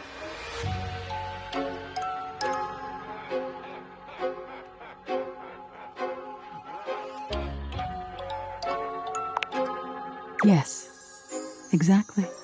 There's so much to be learned from nightmares. On an animalistic evolutionary level, some say nightmares are sort of like practice for life-threatening scenarios. Others say nightmares are just your brain sorting through stressful events from your day. All pretty useful things, in my opinion. And yet, despite all the scientific advances humanity has achieved, no one really knows that much about me at the end of the day. It's a little sad, isn't it?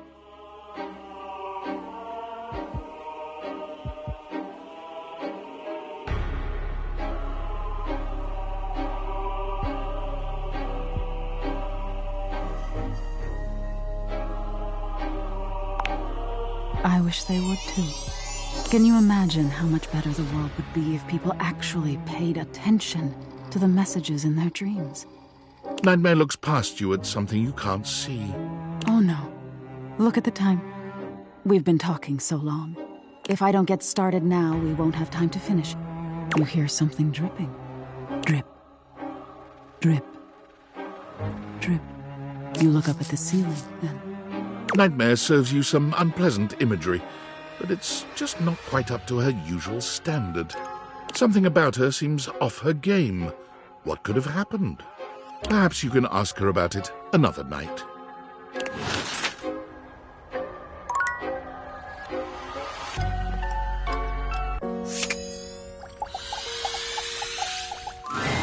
Damon, final null. I have zero relationship with you. Feels like all the rest.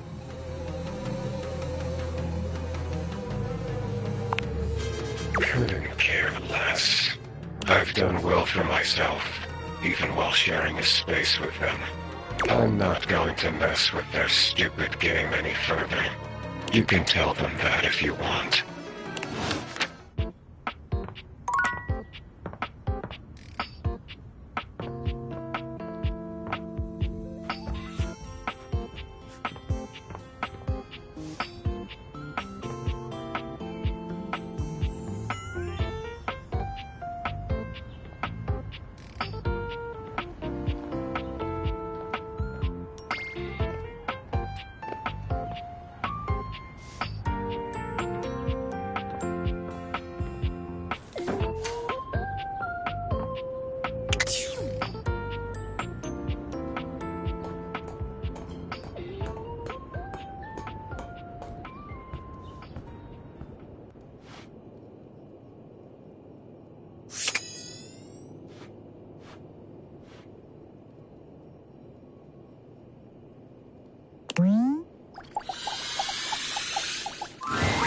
Don't bother me, I got rats to snap.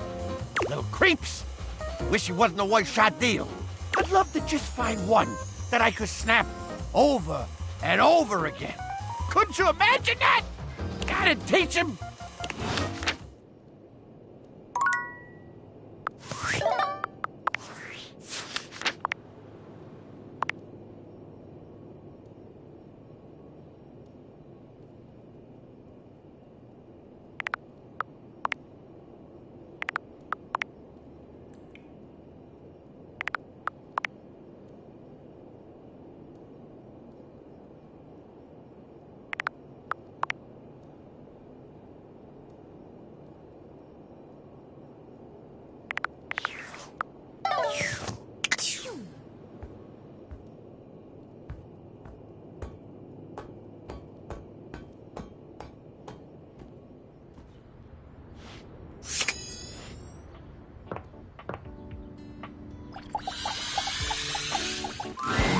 Welcome back!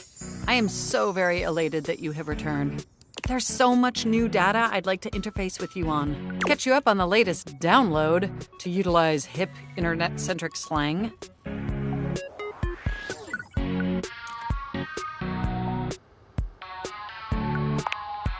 Oh, you must mean a mouse. Computers rarely have those these days, but I'm sure we can order you a fantastic mouse from Valdivian.com, America's #1 product hole. A rat, you say? What an utterly peculiar request. But, as the Valdivian.com slogan says, everything is for sale here, even some things that definitely shouldn't be. Currently searching the inventory database for rats. The search function has been completed successfully. It appears that Valdivian has 2 options for sale: dead rats and rat plushies. Which may I order for you?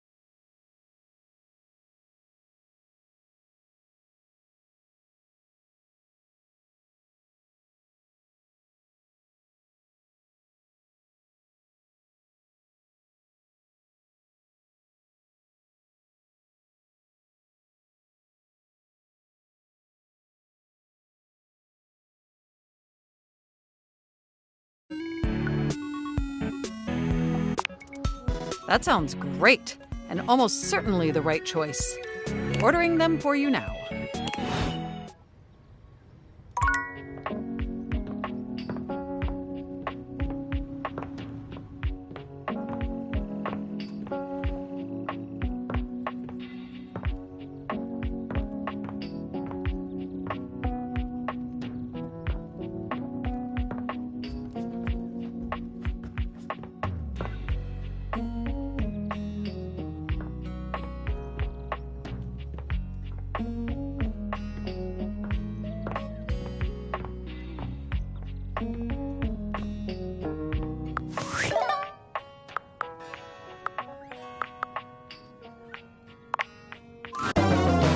Reach Reggie Rejection's special phone app.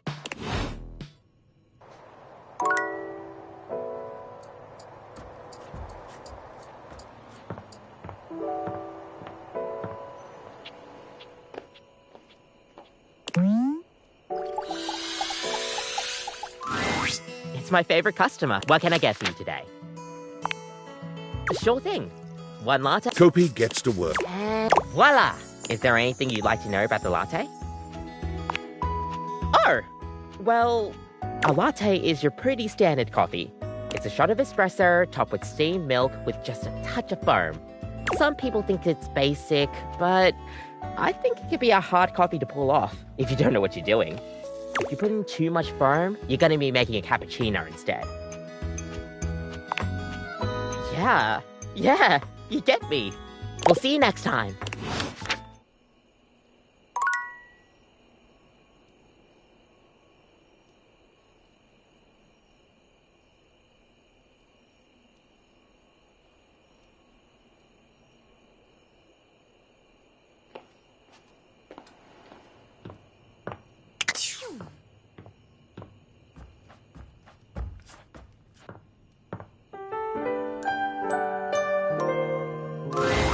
Nightmare comes to you at the usual time and place, but there's something strangely hesitant about her tonight.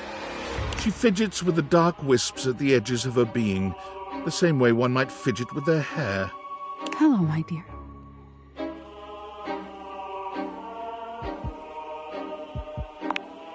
I'm fine. The other night, were you afraid? You know, I did my best, but I got the feeling you weren't all that scared.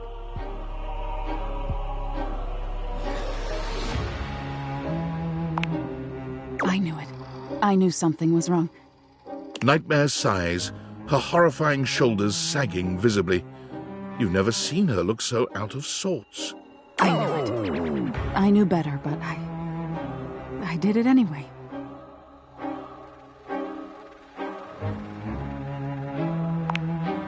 I let you see more of myself than I intended. I'm losing some of my mystery. I'm losing my ability to frighten you.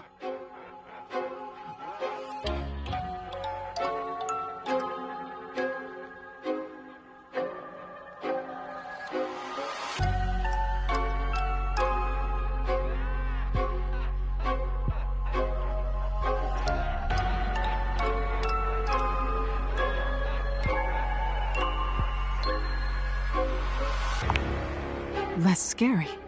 Nightmare turns to look at the wall to your left, which is now just one massive mirror. When she sees her own reflection, she screams. When did this happen? Oh no. No.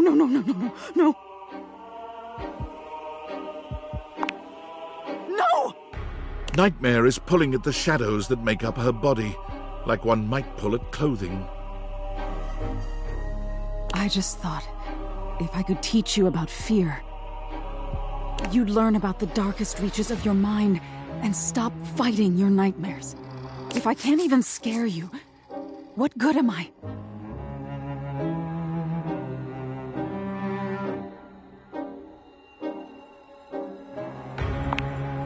Talk this through. Wasn't that the entire problem? You can fix this. You're going to be afraid of me. She rounds on you suddenly, pointing a finger at you and letting out an unearthly screech that raises goosebumps all over your body. But despite even that fairly decent effort, you can't help but feel unthreatened.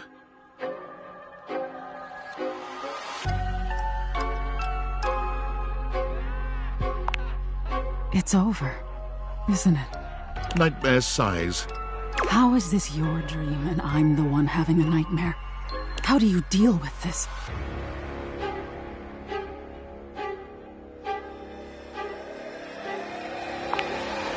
This? What do you mean by this? Relationship? No. Wake up! Wake up! You wake up suddenly, sweaty and alone. Your heart races, but you're not afraid. What is this feeling?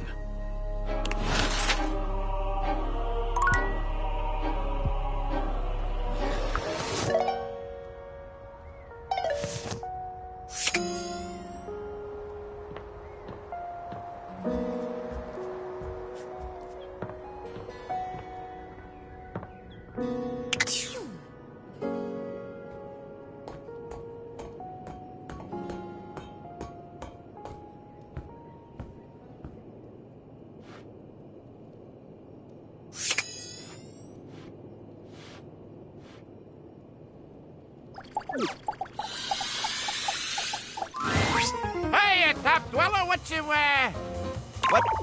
got there, hotshot? Don't you do this to me.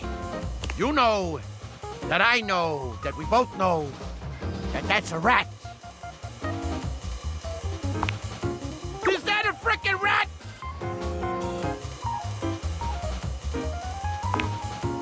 Ooh, baby!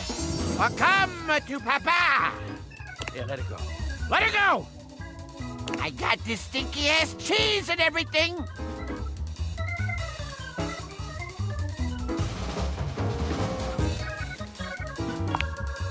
You watch with a morbid curiosity as Vaughn takes the plush from you and does what he's built to do, snapping down on the toy with a terrible sound. Yes, I frickin' did it! What? He looks at the plush with a frown, squinting at it. Hold on. The hell is this?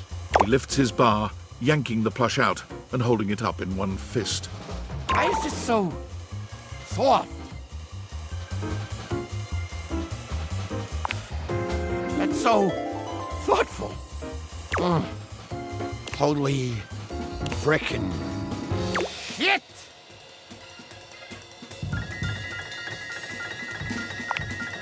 Look at this! This cute little rat bastard! Oh! What do I do with it now?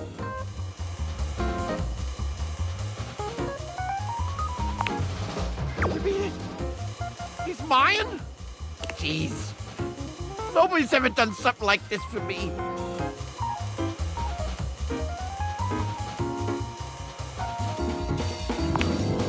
I'm not so sure about that. Why'd you help me anyway? Not that I ain't grateful or whatever.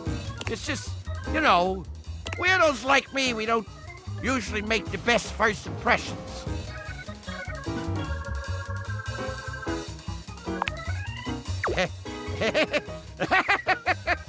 That's the cracker! I knew I liked you. Here I was, ready to snap my first rat I meet. And instead, I wind up all goo-goo gaga over some stranger who ain't never even been in a crawl space before.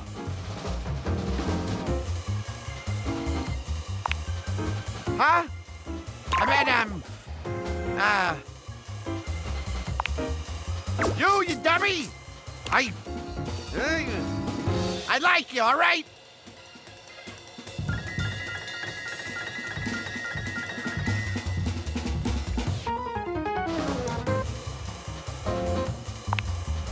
Rush? Who's Russian? You should have seen your frickin' face, pal. Wow, because I was, you were, woo. I got you pretty good there, huh?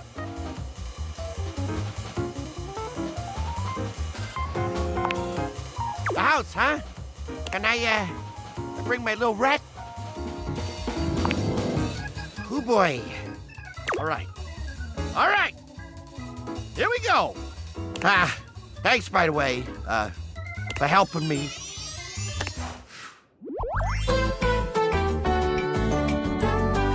Being friends with me don't mean nothing.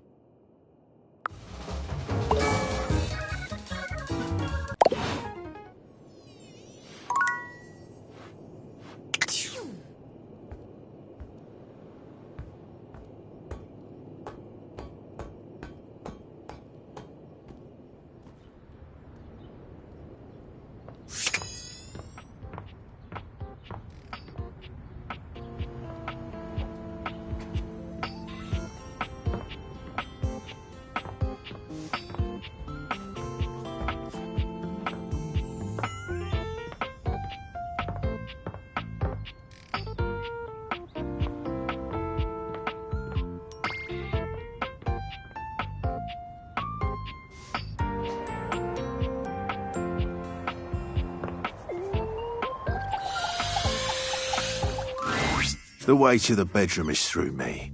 Unless you were completely barking and went the long way through the gymnasium, bathroom doors, and then here. Dorian makes a sound rather like a robot attempting to imitate human laughter. Ha ha! The very thought of it makes me crack up.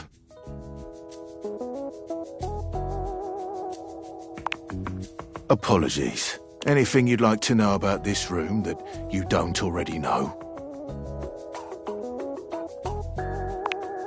If you haven't met her, Diana the Diary is a little hard to spot. She might look like any old book, but she's one that you authored. You can find her on the dresser. Please do. She might be in need of some help from what I've been hearing.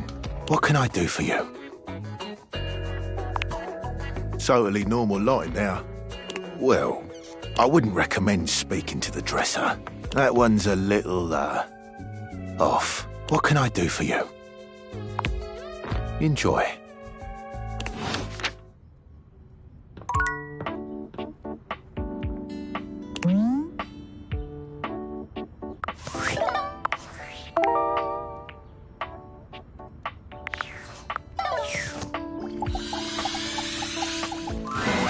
A strange figure stands before you, a whirlwind of conflicting energies and vibes. Manic and dignified, friendly and intimidating.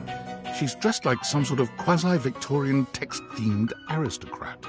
You couldn't have imagined what the Date Theaters might make of your thoughts transcribed on paper, but if you could, it likely would not have been this.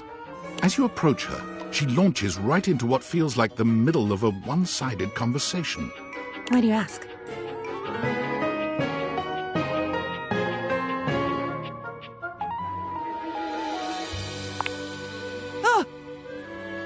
But the blue one, and then the butterfly.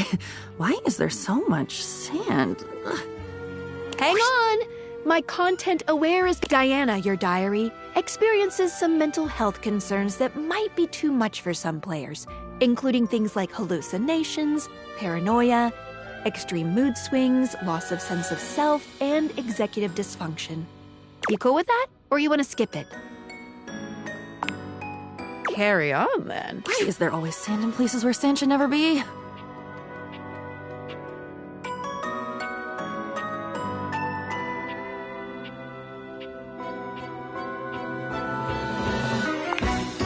The sand on the beach was stuck under my nails. But I've never been to... Have I been to a beach? Why would I have been to a beach? Why can't I remember?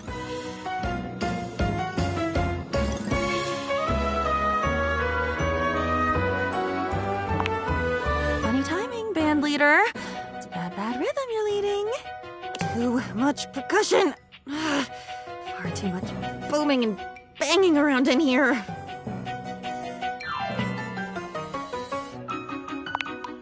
Oh, nobody ever means it. Nobody ever means anything.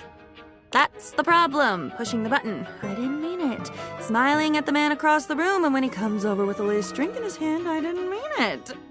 It's mean. It's mean to not mean what you mean. And a side of applesauce, please.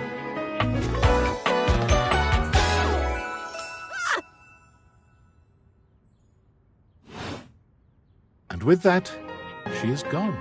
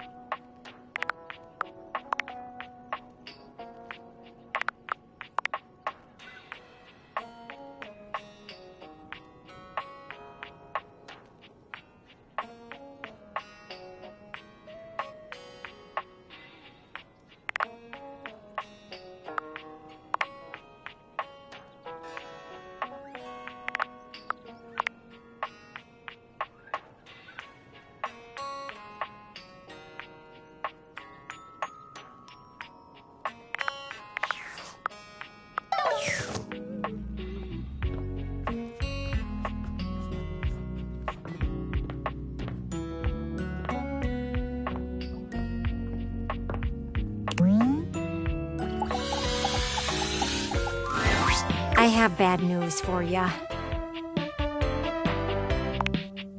The window next door wouldn't talk. Not a single word from her. I admire her loyalty, honestly.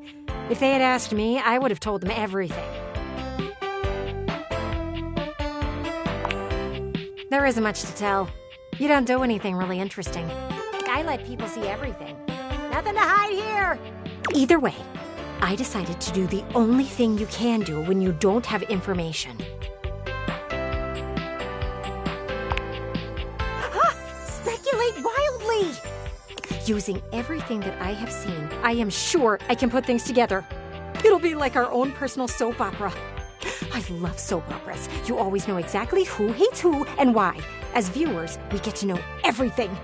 And they had a big party last week, too. I bet that's where everything went down. Oh, it's a shame you didn't get an invite.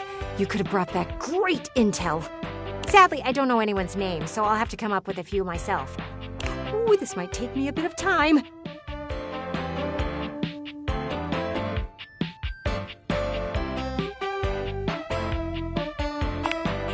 Meet me here another day. We'll come up with some good stories. I'm getting a bit tired from all this yapping.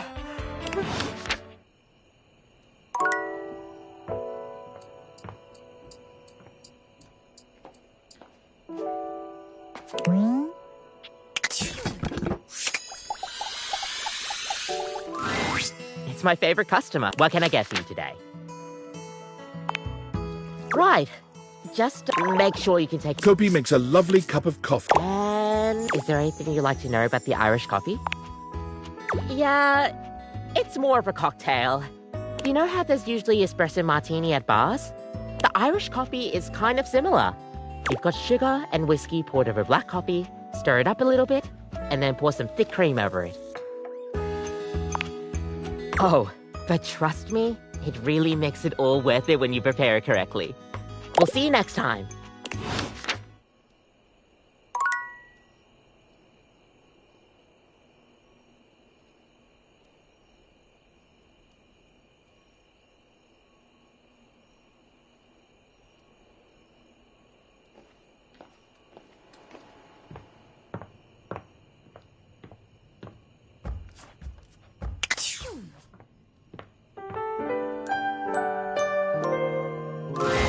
Nightmare looks both pleasant and horrifying tonight.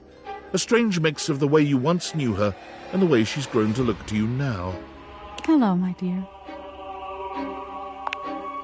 No, not yet, anyway. I did some thinking, and I had a little realization. I thought I was losing my touch, that I couldn't scare you now that you knew me better. Fear of the unknown is cured by knowing, after all. But then I put it all together. Familiarity brings a whole new sort of fear to the table. After all, when you have something to lose, when you think you know someone, oh, it makes me shiver just to think of it.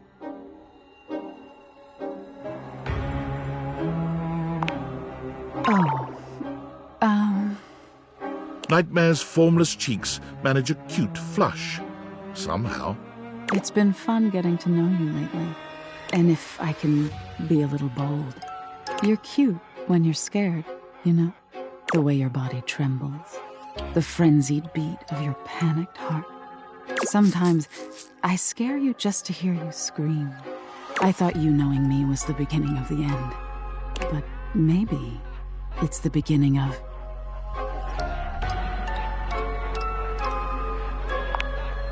Yes, to be precise. I want to be with you. I like you. Like, really like you. I just want to scare you forever.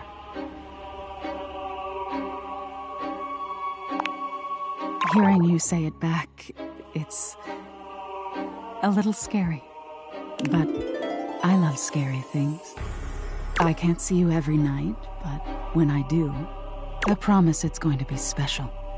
Maybe I scare the daylights out of you. Or maybe I give you a little sprinkle of sweetness. You never know what you're going to get.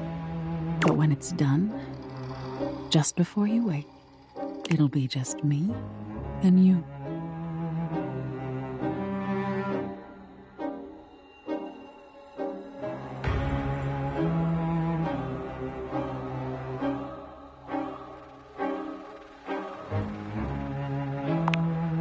As you draw closer to Nightmare, she grows more nervous. She seems to read your intent well enough. bending down to meet you despite her clear nervousness. Kissing her is strange and wonderful. You can't make out a pair of human lips, but somewhere in the darkness your lips find her, and she lets out a sigh that warms you and sends a slight shiver down your spine. You keep that up, and you're going to turn this into a very different sort of dream. But that's for another night. I won't scare you tonight. I just want to enjoy my time with you. But no promises for next time.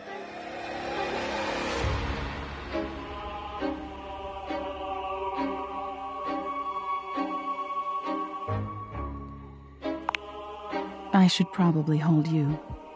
But come here. You feel Nightmare's presence all around you. She can't exactly hold you in her arms, but you feel something cool and warm and sweet and sharp all over your skin. It feels like you're in some sort of supernatural cocoon, surrounded by care with a strange undercurrent of something not quite right. It feels wonderful.